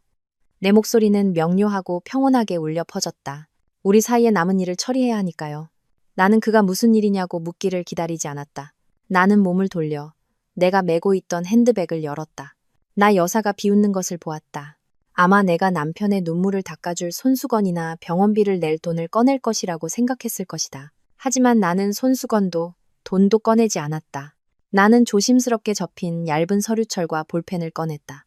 나는 다가가서 그 서류철을 우석의 무릎 위에, 붕대가 감겨 약품과 마른 피 냄새가 진동하는 그의 썩어가는 다리 위에 올려놓았다. 저 집에 가서 애 젖먹여야 해요. 나는 여전히 평온하고 또렷한 목소리로 말했다. 서명해요. 우석은 고개를 숙여 서류를 쳐다보았다. 그의 눈에, 그리고 그곳에 있던 모든 사람의 눈에 굵은 글씨로 밝힌 두 글자가 들어왔다. 이혼 서류. 공항 전체가 숨을 멈춘 듯 했다. 친구들의 거친 숨소리가 들렸다. 나 여사의 비통한 신음소리가 들렸다. 네가. 우석은 떨었다. 그는 고개를 번쩍 들었다. 그의 얼굴은 다리의 붕대보다 더 하얗게 질려 있었다. 이혼. 너 무슨 소리 하는 거야? 하우나? 장난이지? 장난? 나는 차갑게 웃었다. 당신이랑 장난할 시간 없어요. 딸이 집에서 젖달라고 기다리고 있거든요. 빨리 서명해요. 안 해. 그는 갑자기 소리쳤다. 목소리가 갈라졌다. 안 해. 이혼 못해. 하우나, 내가 잘못했어. 내가 잘못한 거 알아. 제발 용서해줘. 나 돌아왔잖아. 너한테 돌아왔잖아. 그는 몸을 앞으로 숙여 다시 내 손을 잡으려 했다. 나는 한 걸음 뒤로 물러나 피했다. 나는 그의 눈을 똑바로 쳐다보았다. 강우석 씨, 그날 밤 내가 바닥에서 양수가 터져서 가지 말라고 애원했을 때 당신은 시계를 보고 내 손을 뿌리쳤어요. 나는 그의 무릎 위에 놓인 서류를 가리켰다. 내가 말했죠. 당신이 그 문을 나서는 순간 모든 책임은 당신 혼자 지는 거라고. 나는 그의 검게 변한 붕대를 가리켰다. 이 다리가 당신의 책임이고 나는 굳어버린 나 여사와 박 회장님을 가리켰다. 당신 부모님이 짊어지게 된 500만 원 빚이 당신의 책임이고 나는 이혼 서류를 가리켰다. 이것이 당신의 책임이에요. 아니야. 우석은 절망적으로 중얼거렸다. 그때 다른 목소리가 끼어들었다. 형님, 오해예요. 나는 돌아보았다. 고유라. 그녀는 어느새 다가와 나와 우석 사이에 서 있었다. 그녀의 얼굴도 창백했지만 두려움 때문이 아니라 억울함 때문인 듯했다. 마치 내가 무리한 억지를 부리는 사람인 것처럼. 형님, 오해라니까요. 그녀는 간절한 목소리로 반복했다. 저랑 우석 씨는 정말 아무 사이도 아니에요. 그 사람은 일 때문에 갔다가 저를 구해준 것뿐이에요. 정말 감사하게 생각하지만 저희는 정말 깨끗한 사이예요. 그녀는 연기를 시작했다. 피해자와 순결의 연극. 우석의 친구들이 고개를 끄덕였다. 맞아, 하우나. 유라는 종군기자고 좋은 사람이야. 쓸데없이 질투하지 마. 나 여사는 구명줄이라도 잡은 듯 했다. 그녀는 내게 달려와 내 얼굴을 가리켰다. 봤지? 남들이 다 말하잖아. 너처럼 더러운 머릿속으로나 내 아들을 나쁘게 생각하는 거야. 네가 유라를 질투해서 이혼하려는 거지. 깨끗하다고? 오해라고? 내 마지막 인내심이 끊어졌다. 나는 그녀를 순결을 설파하고 있는 그 여자를 보았다. 오해라고? 나는 비웃었다. 우는 것보다 더 무서운 웃음이었을 것이다. 내가 오해했다고? 나는 다시 핸드백을 열었다. 이번에는 얇은 서류철이 아니었다. 두꺼운 서류. 뭉치 전체를 꺼냈다. 차 변호사가 내게 준 바로 그 거래 내역서였다. 나는 그녀에게 주지도 우석의 얼굴에 던지지도 않았다. 나는 그 서류 뭉치 전체를 그녀의 얼굴, 순진한 척하는 그 얼굴에 던져버렸다. 위안. 수십 장의 A 사용지가 공중으로 흩날렸다. 공항에 반짝이는 바닥에, 우석의 휠체어에, 나 여사의 몸 위로 떨어졌다. 숫자들, 거래 내역, 부인할 수 없는 증거들. 모두가 경악했다. 유라는 그 자리에 얼어붙었다. 나는 소리쳤다. 더 이상 평정을 유지할 수 없었다. 나는 그녀의 얼굴에 대고 소리쳤다. 그럼 이 1억 8천만 원은 뭔데요? 나는 흩날리는 종이들을 가리켰다. 7년 동안 내 남편은 나랑 밥 한 끼까지 계산하면서 당신의 그 자선재단에 몰래 1억 8천만 원을 보냈어요. 그런데 오해라고? 나는 바닥에 떨어진 종이 한 장을 주워 모든 사람 앞에서 흔들었다. 강남의 고급 아파트. 3년 전에 당신 어머니 명의로 바로 이 돈으로 샀죠. 그런데 깨끗하다고? 사람들은 숨을 죽였다. 방금 그녀를 변호하던 우석의 친구들은 얼굴이 새하얗게 질렸다. 나 여사는 눈을 동그랗게 떴다. 그녀는 이 사실을 몰랐다. 박 회장님도 마찬가지였다. 우석, 그는 나를 그리고 흩어진 거래 내역서를 보았다. 그의 얼굴은 핏기 하나 없이 질려 있었다. 그는 알았다. 내가 모든 것을 알게 되었다는 것을. 나는 다시 유라를 똑바로 쳐다보았다. 그녀는 정말로 떨고 있었다. 나는 고함으로 쉰 목소리였지만 한 글자 한 글자 또박또박 말했다. 그건 내 피땀 흘려번 돈이고 우리 부부의 공동재산이고 내 딸 기저귀 사고 분유 살 돈이었어요. 나는 마지막으로 그녀의 얼굴을 가리켰다. 돈 내놔요. 그러기 싫으면 내일 당신이랑 당신 어머니 사기 및 횡령으로 고소할 테니까. 나는 우석에게 돌아섰다. 서류에 서명해요. 내가 마음 바꿔서 당신까지 재산 은닉으로 고소하기 전에. 나는 그들의 대답을 기다리지 않았다. 그들의 얼굴을 1초도 더 보고 싶지 않았다. 나는 돌아섰다. 내 베이지색 원피스가 흩날렸다. 하이힐이 바닥을 또각또각 울렸다. 단호하게. 나는 그 혼란을, 장애인이 된 남편을, 뻔뻔한 첫사랑을, 혐오스러운 그 가족을 뒤로하고 떠났다. 집에 가야 했다. 내 딸 서한이가 젖달라고 기다리고 있었다. 나는 공항을 빠져나왔다. 눈물과 분노, 그리고 증오에 찬 시선들이 뒤섞인 혼란을 뒤로했다.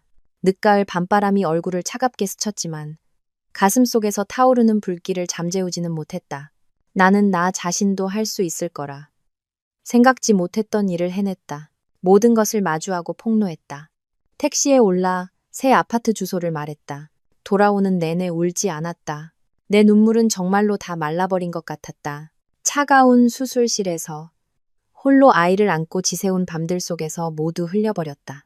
이제 내게 남은 것은 극심한 피로감과 흔들리지 않는 결심뿐이었다. 창밖으로 스쳐 지나가는 도시를 보았다. 노란 가로등, 바쁘게 집으로 향하는 사람들. 모두 돌아갈 보금자리가 있었다. 내 보금자리는 산산조각 났지만 나는 빈 곳으로 돌아가는 것이 아님을 알았다. 나는 내 딸에게로 돌아가고 있었다. 임대한 아파트 문을 열자 나를 맞이한 것은 고요함이었다. 순간 심장이 덜컥 내려앉았다. 영란 이모님? 내가 조용히 부르자 보모 서영란 씨가 침실에서 나와 조용히 하라는 손짓을 했다. 어머, 오셨어요? 서한이 방금 잠들었어요. 오늘 엄마 찾느라 엄청 보챘어요. 나는 고개를 끄덕였다. 코끝이 찡했다. 조심스럽게 침실로 들어갔다. 아이의 작은 요람이 놓인 곳. 서한이는 통통한 볼을 하고 고른 숨을 내쉬며 곤히 잠들어 있었다. 전내와 함께 작은 입술을 오물거리는 모습이 사랑스러웠다. 나는 아이를 바라보며 서 있었다. 이 작고 순수한 생명체. 이것이 나의 세상이었다. 이것이 전부였다. 공항에서의 장면이 머릿속에서 느리게 재생되었다. 이혼 서류를 던졌을 때의 우석의 창백한 얼굴, 나 여사의 믿을 수 없다는 표정, 그리고 1억 8천만 원이라는 숫자를 외쳤을 때의 고유라의 당황한 모습. 통쾌했을까? 복수에 성공해서 기뻤을까? 아니, 아무 감정도 없었다. 그저 무서운 공허함만이 남았다. 7년의 결혼 생활이 공항에서의 값싼 연극 한 편과 차가운 거래 내역서 몇 장. 그리고 태어나자마자 아빠 얼굴도 모르는 아이 하나로 끝났다. 나는 서러웠다. 내 딸이, 그리고 7년간 어리석었던 나 자신이 서러웠다. 휴대폰이 울렸다. 차 변호사였다. 괜찮아요?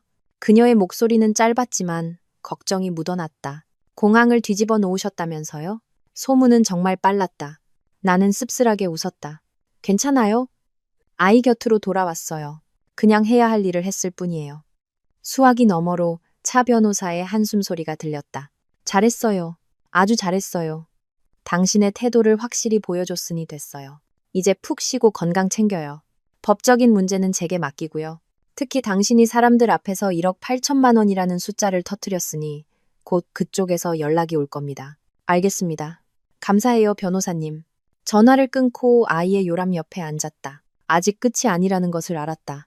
우석은 쉽게 서명하지 않을 것이고 고유라 모녀는 1억 8천만 원을 쉽게 돌려주지 않을 것이다.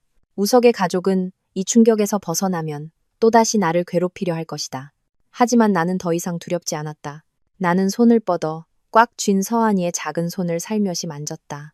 아이는 내 손가락을 꼭 쥐었다. 그 작은 온기가 무한한 힘이 되었다. 서한아, 우리 같이 싸우는 거야. 엄마가 내 것 전부 다 찾아올게. 한 푼도 빠짐없이. 내 삶은 새로운 궤도에 올랐다. 기저귀, 분유, 그리고 서한이의 서툰 웃음소리와 울음소리로 가득 찬 궤도. 작은 임대 아파트는 언제나 아이의 향기로 가득했다. 그곳은 바깥 세상의 폭풍우와는 완전히 분리된 평화로운 섬이었다. 나는 그들을 잊으려 애썼다. 수술 부위를 회복하고 아이에게 젖을 물리며 나 자신을 되찾는데 집중했다. 차 변호사가 모든 법적 절차를 처리했다. 그녀의 예상대로 우석과 유라 쪽은 완전히 침묵했다. 우석은 서류에 서명하지도 연락하지도 않았다. 유라는 증발해버린 것 같았다. 차 변호사가 전화했다. 그녀의 목소리는 조금 무거웠다. 하운 씨, 강우석 씨 쪽에서 시간을 끌고 있어요. 서류에 서명도 안 하고 재산 문제에 대한 답변도 없네요. 제가 좀 알아봤는데 강우석 씨 상황이 아주 안 좋은 것 같아요. 아이 옷을 개던 내 손이 멈췄다. 안 좋다니요? 병원 쪽에서 들은 이야기인데요. 차 변호사는 한숨을 쉬었다. 다리가 너무 심하게 괴사했대요. 분쟁 지역에서 입은 총상이라 제때 치료를 못 받았고 한국에 왔을 땐 이미 너무 늦었다고. 항생제 내성균 때문에 폐혈증까지 왔다고 합니다. 폐혈증. 그 두 단어가 등골을 서늘하게 했다. 내가 그를 아무리 증오해도 나는 사람이었다. 그 두 단어가 무엇을 의미하는지 알았다. 그것은 죽음을 의미했다. 의사 말이, 차 변호사는 말을 흐렸다. 다리를 절단해야 할 가능성이 아주 높대요. 당장 절단해야 목숨이라도 건질 수 있다고. 절단. 나는 말을 잃었다. 공항에서의 그의 모습이 떠올랐다. 검게 변한 붕대, 고통으로 일그러진 얼굴. 차 변호사에게 고맙다고 말하고 전화를 끊었다. 나는 아이 옷더미 옆바닥에 멍하니 앉아 있었다. 내 멀쩡한 두 다리를 내려다보았다. 양수가 터졌던 그 밤이 다시 떠올랐다. 만약 그때 내가 119에 제때 전화하지 못했다면, 조금이라도 늦었다면, 병원으로 가는 길에 과다출혈이 있었다면, 지금 죽음과 사투를 벌이고 있는 사람은 나였을지도 모른다. 그는 선택했고, 운명은 그에게 대가를 치르게 했다. 너무나 값비싼 대가를. 며칠 후 서한이에게 낮잠을 재우고 있을 때 초인종이 울렸다. 서영란 이모님은 베란다에서 빨래를 널고 있었다. 나는 조용히 문을 열었다. 택배 기사라고 생각했지만 문을 열자 나는 얼어붙었다. 나 여사였다. 공항에서 본 지 고작 3주밖에 지나지 않았지만 내 앞에 서 있는 여인은 내가 알던 나 여사가 아니었다. 날카롭고 귀티나던 모습은 온데간데 없었다. 비단 옷도 보석도 없었다. 낡고 해진 갈색 홈웨어를 입고 있었고 희끗희끗하던 머리는 완전히 백발이 되어 있었다. 등은 굽었고 눈은 퉁퉁 붓고 검게 변해 있었다. 그녀는 떨리는 손으로 싸구려 귤한 봉지를 들고 서 있었다. 그녀는 마치 시골에 고생한 여느 어머니처럼 만약 살아계셨더라면 내 어머니 같았을 모습이었다. 나는 동정심을 느꼈지만 그녀가 내게 했던 짓을 떠올리자 즉시 사라졌다. 그녀는 문 앞에 움츠리고 서서 떨리는 손으로 귤봉지를 들고 있었다. 내 눈을 똑바로 쳐다보지도 못하고 무언가를 찾는 듯 집안을 힐끔거렸다. 하우나. 그녀의 목소리는 갈라지고 힘이 없었다. 나는 그녀를 안으로 들이지도 귤을 받을 생각도 없었다. 나는 문을 막고 서서 차갑고 거리감 있는 목소리로 말했다. 어머님, 무슨 일이세요? 그녀는 내 냉담함에 화를 내지 않았다. 그저 울기만 했다. 공항에서처럼 소리치며 때를 쓰는 울음이 아니었다. 주름진 늙은 얼굴 위로 눈물이 하염없이 흘러내렸다. 조용하지만 절망적인 울음이었다. 하우나, 내가 빌게. 우석이 좀 살려줘. 또 그 말이었다. 이 가족은 도움이 필요할 때만 나를 찾는 것 같았다. 전 의사가 아니에요. 나는 메마른 목소리로 대답했다. 그리고 그 사람 돈은 이제 한 푼도 없고요. 제가 어떻게 구해요? 아니, 돈이 아니야. 그녀는 미친 듯이 고개를 저었다. 눈물이 사방으로 튀었다. 의사가 다리를 잘라야 한대. 당장 내일 수술이래. 허벅지까지 잘라야 한다더라, 얘야. 수술 안 하면 죽는데. 그녀는 흐느꼈다. 그런데 걔가 안 하겠대. 수술 동의서에 서명을 안 해. 차라리 죽겠다고 소리만 질러. 장애인으로는 못 산다고. 불구가 되면 살아서 뭐 하냐고. 나는 조용히 들었다. 장애인으로는 못 산다. 우석다운 생각이었다. 오만하고 비겁한. 그녀는 망설이다가 고개를 들어 나를 보았다. 붉게 충혈된 눈으로 애원했다. 걔가 너를 만나고 싶대. 그리고 서한이 자기 딸 얼굴 한 번만 보고 싶대. 심장이 덜컥 내려앉았다. 그가 딸을 보고 싶다고? 태어나기도 전에 버렸던 딸을. 이제 다리를 잘라야 하는 상황이 되자 딸을 보고 싶다고? 갑자기 나 여사가 내 앞에 더러운 아파트 복도 바닥에 무릎을 꿇었다. 그녀는 두 손을 모아 내게 빌었다. 내가 너한테 빌게. 하우나. 내가 잘못했다. 우리 가족이 다 너한테 잘못했어. 하지만 제발 사람 하나 살리는 셈 치고 서한이 데리고 병원에 한 번만 가주라. 걔가 너랑 애의 얼굴 한 번만 보면 살 의지가 생길 거야. 서명 안 하면 정말 죽는단 말이야. 걔는 내 외아들이야. 나는 얼어붙었다. 나를 냉혈한이라고 욕하고 내 병실에 쳐들어왔던 여인이 내 발밑에 엎드려 아들을 살려달라고 빌고 있었다. 정말 아이러니한 광경이었다. 나는 그녀를 내려다보며 일으켜주지 않았다. 어머니, 일어나세요. 내 목소리는 얼음장처럼 차가웠다. 못 가요. 왜? 그녀는 절망적으로 고개를 들었다. 한 번만인데. 너 그렇게 악독해? 걔가 정말 죽기를 바라는 거야? 그래도 네 남편이고. 네 딸 아버지잖아. 첫째, 나는 천천히 또박또박 말했다. 그는 곧 제 전 남편이 될 사람이에요. 서류는 이미 법원에 제출했어요. 둘째, 죽음은 그가 떠나던 그 밤에 스스로 선택한 거예요. 그리고 셋째, 가장 중요한 건 나는 그녀의 눈을 똑바로 쳐다보았다.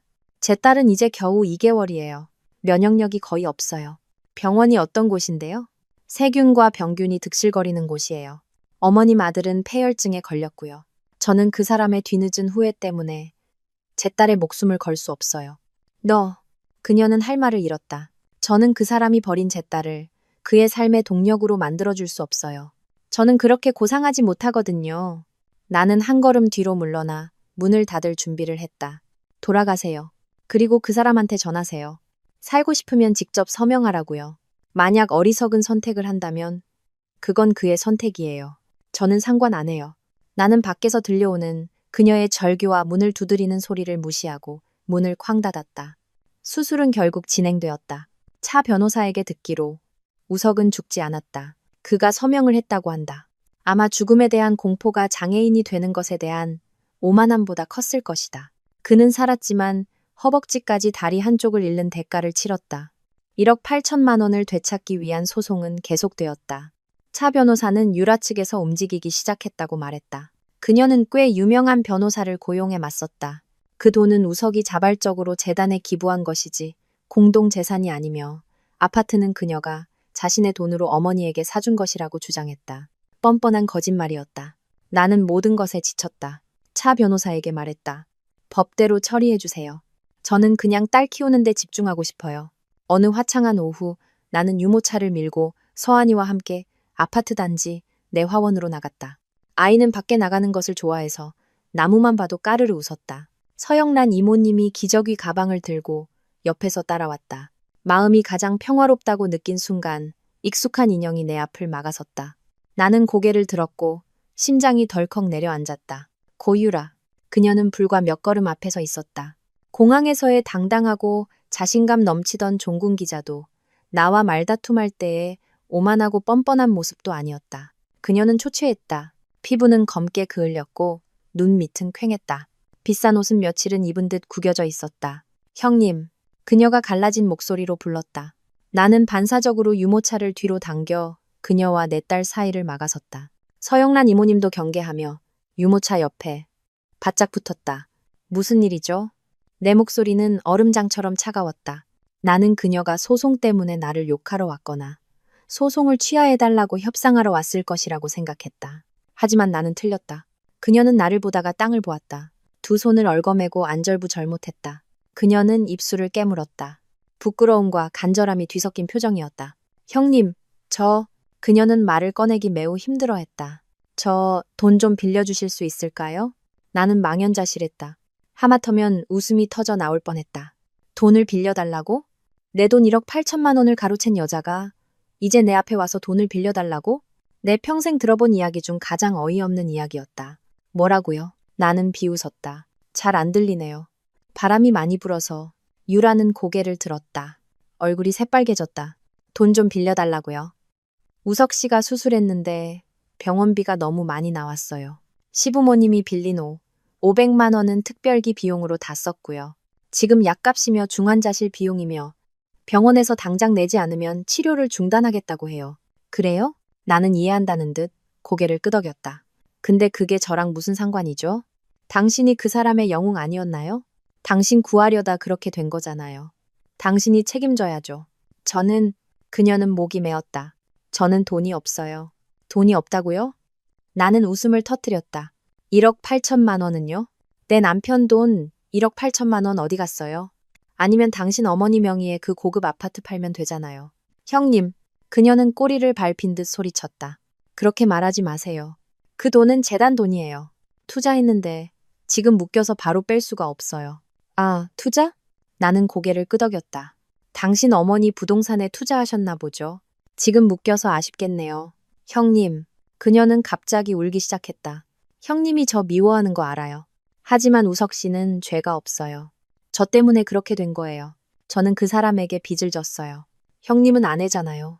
어떻게 죽어가는 사람을 보고만 있을 수 있어요. 또 그 말이었다. 죽어가는 사람을 보고만 있는다. 나는 더 이상 그녀와 대화하고 싶지 않았다. 나는 허리를 굽혀 서한이의 얇은 담요를 고쳐 덮어주었다. 그리고 고개를 들어 그녀의 얼굴을 똑바로 쳐다보았다. 첫째, 저는 곧 그의 전 아내가 될 사람이에요. 둘째, 양수가 터진 저를 버린 사람은 구하지 않아요. 그리고 셋째, 나는 내가 아주 잔인하다는 것을 알면서도 미소 지었다. 고유라 씨, 당신은 국제적인 기자잖아요. 능력 있고 인맥도 넓을 테니 당신이 가서 구하세요. 아니면 당신 어머니 아파트를 팔든가. 제 돈은 제 딸 분유값으로 써야 해서요. 나는 유모차를 밀어 그녀를 부드럽게 비켜섰다. 우리 모녀 산책해야 하니 길 좀 비켜주시겠어요? 여기 공기가 너무 더럽네요. 나는 화원을 빠져나왔다. 석양 속에서 얼어붙은 뻔뻔한 여자를 뒤로 한 채. 나는 돌아보지 않았다. 그녀가 울부짖거나 욕하는 소리가 희미하게 들렸지만 더 이상 신경 쓰지 않았다. 할 말은 다 했고 할 일도 다 했다. 내 삶은 다시 작고 평화로운 섬으로 돌아왔다. 하지만 폭풍이 아직 끝나지 않았다는 것을 알았다. 내 예상대로 며칠 후 차 변호사에게서 전화가 왔다. 그녀의 목소리는 지쳐 있었다. 하운 씨, 안 좋은 소식이 있어요. 심장이 덜컥 내려앉았다. 나는 서둘러 서한이를 안고 침실로 들어가 문을 닫았다. 무슨 일이에요? 고유라 씨 쪽에서요. 차 변호사는 한숨을 쉬었다. 그들이 도망쳤어요. 공원에서 하운 씨가 경고한 후에 그녀와 그녀 어머니가 사라졌어요. 그 고급 아파트 주소로 사람을 보냈는데 이웃들 말이 밤사이에 이사 갔다고 하네요. 도망쳤다고요? 나는 망연자실했다. 그럼 소송은요? 소송은 계속되지만 아주 오래 걸릴 거예요. 차 변호사는 설명했다. 아파트는 그녀 어머니 명의로 되어 있고 이제 변호사를 통해 자신들이 평생 모은 돈으로 산 것이며 우석과는 관련 없다고 주장하고 있어요. 우리가 우석이 유라의 재단으로 유라가 어머니에게 돈을 보낸 거래 내역을 가지고 있지만 그들은 이것을 두 개의 별개 거래라고 우기고 있어요. 시간을 끌려는 속셈이죠. 아주 지루한 법정 싸움이 될 겁니다. 1년, 어쩌면 몇 년이 걸릴 수도 있어요. 나는 침묵했다. 1년, 아니 몇 년. 나는 품에서 곤히 잠든 서한이를 내려다보았다. 아이는 이제 3개월이 다 되어 옹알이를 하고 간지럼을 태우면 소리내어 웃을 줄 알았다. 나는 깨달았다. 지금 내게 필요한 것은 돈이 아니었다. 1억 8천만 원은 큰 돈이고 내 딸의 권리였다. 반드시 되찾을 것이다. 하지만 지금 당장 내게 필요한 것은 평화였다. 내 딸이 이런 증오의 분위기 속에서 자라게 할 수는 없었다. 매일 그들이 무슨 짓을 할지, 변호사에게서 전화가 올지 걱정하며 살 수는 없었다. 내 딸의 소중한 유년기를 그들의 혐오스러운 행적으로 더럽힐 수는 없었다. 내게는 돈이 있었다. 내 명의의 집을 판 돈은 모든 비용을 제하고도 우리 모녀가 몇 년은 충분히 잘 살 수 있는 금액이었다. 나는 깊은 숨을 내쉬고 결정을 내렸다. 변호사님, 나는 단호하게 말했다. 1억 8천만 원 소송은 전적으로 변호사님께 맡길게요. 얼마나 걸리든 상관없어요. 기다릴게요. 그럼 하운 씨는요? 저는 떠나야겠어요. 나는 말했다. 딸을 데리고 여기서 떠날 거예요. 조용한 곳이 필요해요. 이 아이를 증오 속에서 키우고 싶지 않아요. 저는 떠날 겁니다. 나는 친정으로 가지 않았다. 아버지가 또 찾아와 방해하는 것을 원치 않았다. 친척 집에도 가지 않았다. 나는 완전히 낯선 곳을 선택했다. 공기 맑고 조용한 강원도의 작은 도시. 아무도 나를 모르는 곳. 서영란 이모님과 상의했다. 그녀는 착하고 성실한 분이었고 서한이를 친손녀처럼 아꼈다. 함께 가달라는 내 제안에 그녀는 즉시 동의했다. 어디든 서한이만 돌볼 수 있으면 괜찮다고 했다. 나는 짐을 쌌다.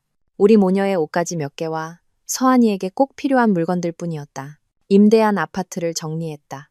떠나는 날 나는 누구에게도 알리지 않았다. 휴대폰 번호도 바꿨다. 오직 차 변호사만 아는 번호로.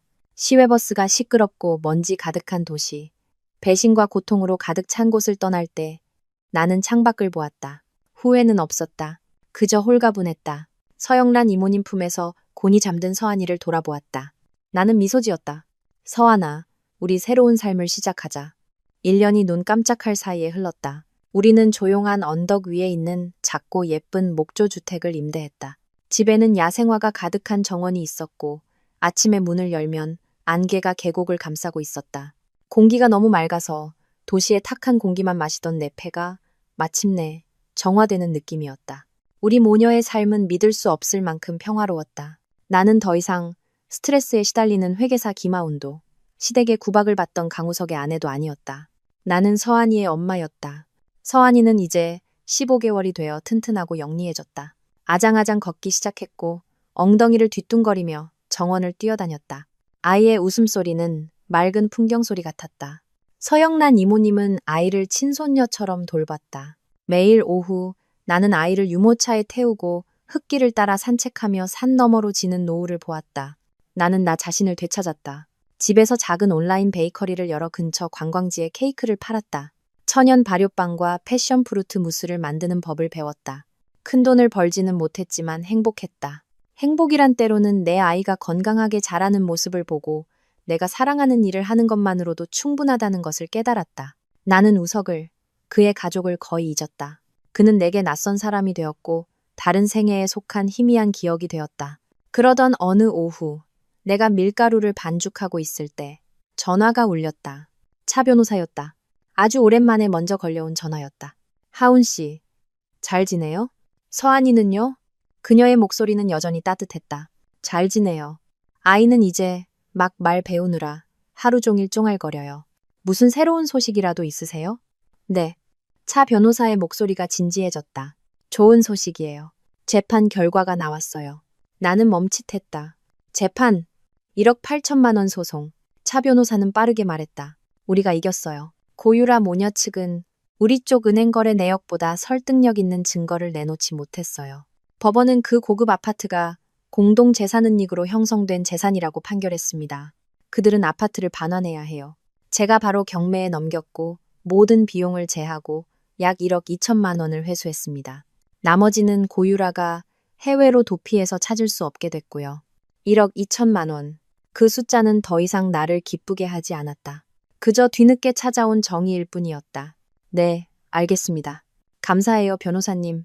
하지만 그게 다가 아니에요. 차 변호사는 말을 이었다. 하운 씨 이혼 소송 말이에요. 강우석 씨가 여전히 서명을 안 하고 있어요. 법원에서 여러 번 소환했는데 모두 불출석했고요. 이번에 법원에서 마지막 소환장을 보냈어요. 마지막 조정 기일이고 조정이 안 되면 최종 판결이 내려질 겁니다. 하운 씨, 이번에는 꼭 돌아와야 해요. 직접 출석해야 합니다. 나는 침묵했다. 돌아가라고? 나는 정원 밖을 보았다. 서한이가 나비를 쫓고 있었다. 이 삶을 깨고 싶지 않았다. 돌아와야 해요, 하운 씨. 차 변호사는 내 생각을 읽은 듯했다. 마지막 한 번이에요. 끝을 내야 해요. 딸이 엄마의 불분명한 혼인 상태 속에서 자라게 할 수는 없잖아요. 법적으로 자유로워져야 해요. 차 변호사의 말이 맞았다. 나는 서한이에게 명확한 상태를 선물해야 할 의무가 있었다. 그날 밤 아이를 재우고 짐을 쌌다. 중요한 서류를 보관해둔 오래된 캐리어를 열었다. 그 안에는 내 옛날 휴대폰도 있었다. 1년 전 전원을 끄고 처박아 두었던 휴대폰. 무슨 생각이었는지 나는 그것을 충전기에 꽂았다. 휴대폰이 다시 켜졌다. 1년 전에 수백, 어쩌면 수천 개의 묵은 알림이 쏟아져 나왔다. 카톡, 문자, 부재중 전화. 나는 잊고 싶은 이름들을 스쳐 지나갔다. 그리고 멈췄다. 전혀 모르는 번호로부터 온 문자 메시지 하나. 1년 전 메시지가 아니었다. 바로 지난주에 온 메시지였다. 나는 문자를 열었다. 심장이 덜컥 내려앉았다. 하운아, 네가 나를 미워하는 거 알아. 나도 이제 아무 자격 없는 거 알아.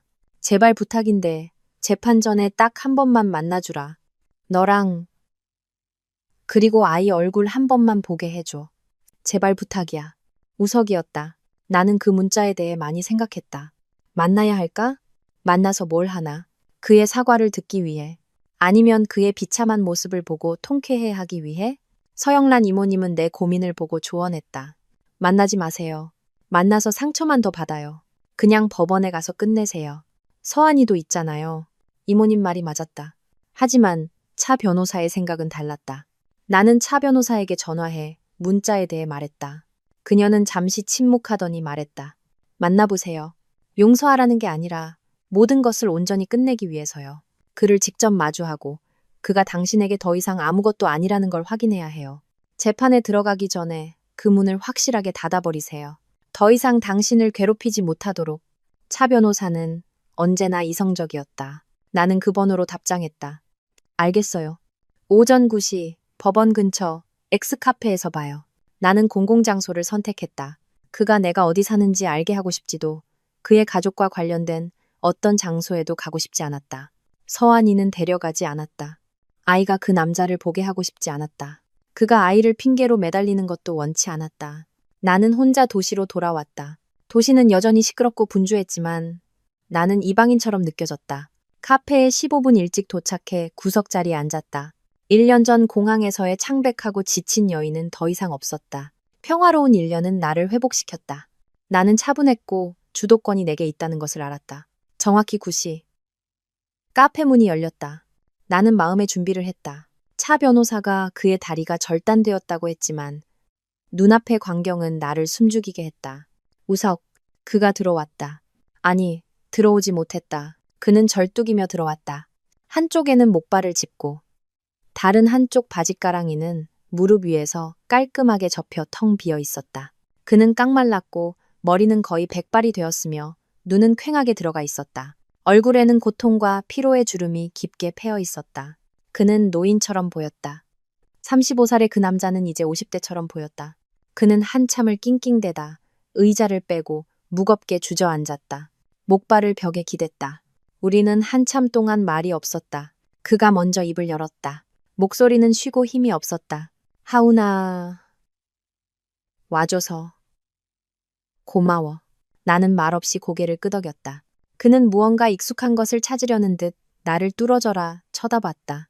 하지만 그는 찾지 못했다. 그의 앞에 앉은 여인은 더 이상 과거의 순종적인 아내가 아니었다. 1년 동안 잘 지냈어? 그는 서툰 안부 인사를 건넸다. 잘 지냈어요. 나는 짧게 대답했다. 안부 물으려고 보자고 한 건 아닐 텐데요. 그는 고개를 숙였다. 그의 앙상한 어깨가 떨리기 시작했다. 그는 울고 있었다. 뼈만 남은 손으로 얼굴을 가리고 아이처럼 흐느꼈다. 네, 내가 잘못했어, 하우나. 그는 흐느꼈다. 내가 잘못한 거 알아. 너무 후회돼. 그는 이야기하기 시작했다. 괴사한 다리, 병원에서의 끔찍한 고통, 그리고 그녀, 유라, 걔 놔버렸어. 그는 씁쓸하게 웃었다. 차 변호사가 소송 걸자마자, 병원에서 다리 잘라야 한다고 하자마자, 내 돈 다 떨어진 거 알자마자 사라졌어. 걔가 나 속인 거야, 하우나. 그 재단이 미래를 위한 거라고 했어. 전부 다 가져가서 나를 버렸어. 부모님은 그의 목소리가 갈라졌다. 어머니는 그 충격으로 가볍게 뇌졸중이 오셨어. 지금은 말씀도 잘 못하시고 걷는 것도 힘들어. 아버지가 어머니 모시고 고향으로 내려가셨어. 그 500만 원 빚 갚으려고 조상 대대로 물려온 집까지 팔았고. 나 다 잃었어, 하우나. 나는 조용히 들었다. 아무 감정도 없었다. 분노도, 통쾌함도, 그저 공허했다. 나 다 잃었어. 그는 반복하다가 고개를 들었다. 붉게 충혈된 눈으로 애원했다. 나한테는 이제 아이밖에 없어. 제발. 아이 한 번만 보게 해줄 수 없을까? 딱 한 번만. 어떻게 생겼는지 보고 싶어. 나랑 닮았을까? 그는 몸을 앞으로 숙여 내 손을 잡으려 했다. 나는 손을 뺐다. 강우석 씨.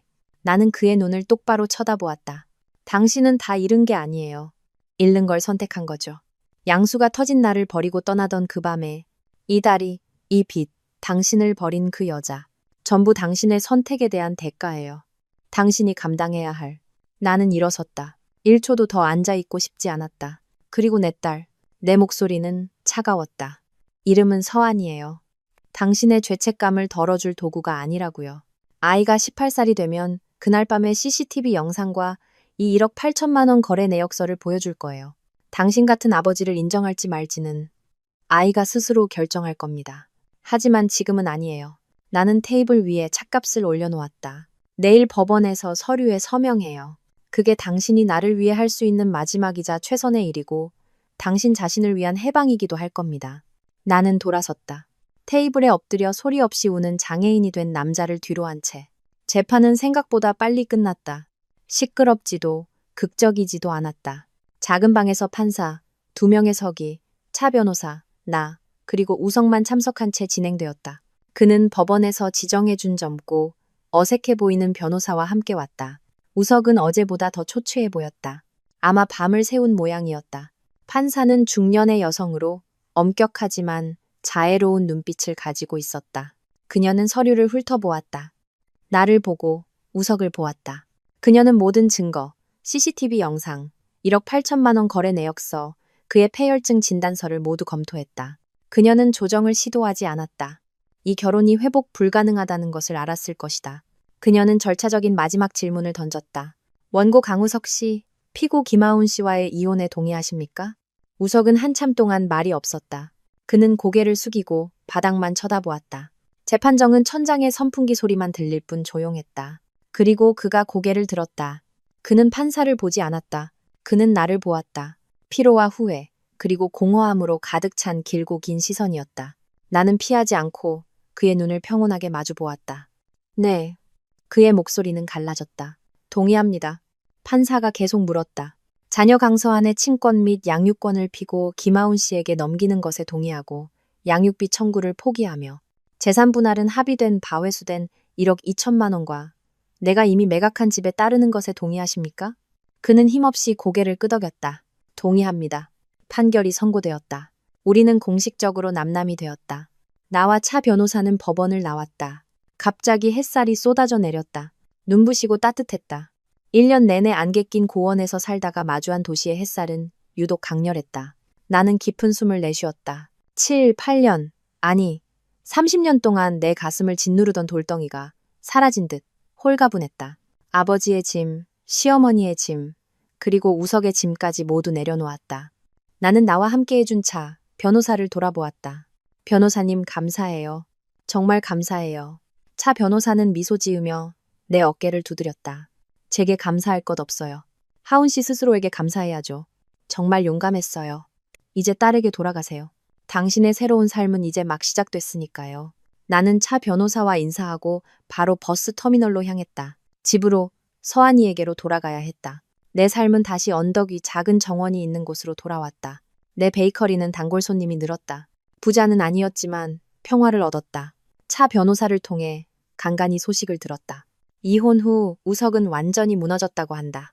그의 부모님은 시골의 마지막 집까지 팔아 500만 원 빚을 갚았고 그 후 우석은 고향의 한 과부에게 의탁해 하루하루를 연명하고 있다고 했다. 고유라는 거의 6천만 원에 가까운 돈을 가지고 사라져 다시는 찾을 수 없게 되었다. 아버지는 재판 후 몇 번 전화했지만 나는 받지 않았다. 결코 아물지 않는 상처도 있는 법이다. 몇 년 후에 어느 오후, 서한이는 이제 정원을 뛰어다니는 장난꾸러기 소녀가 되었다. 아이가 방금 잡은 나비를 손에 들고 달려와 나를 꼭 껴안았다. 엄마 이것 봐. 예쁘지? 나는 아이를 품에 안고 부드러운 머리카락에 입을 맞췄다.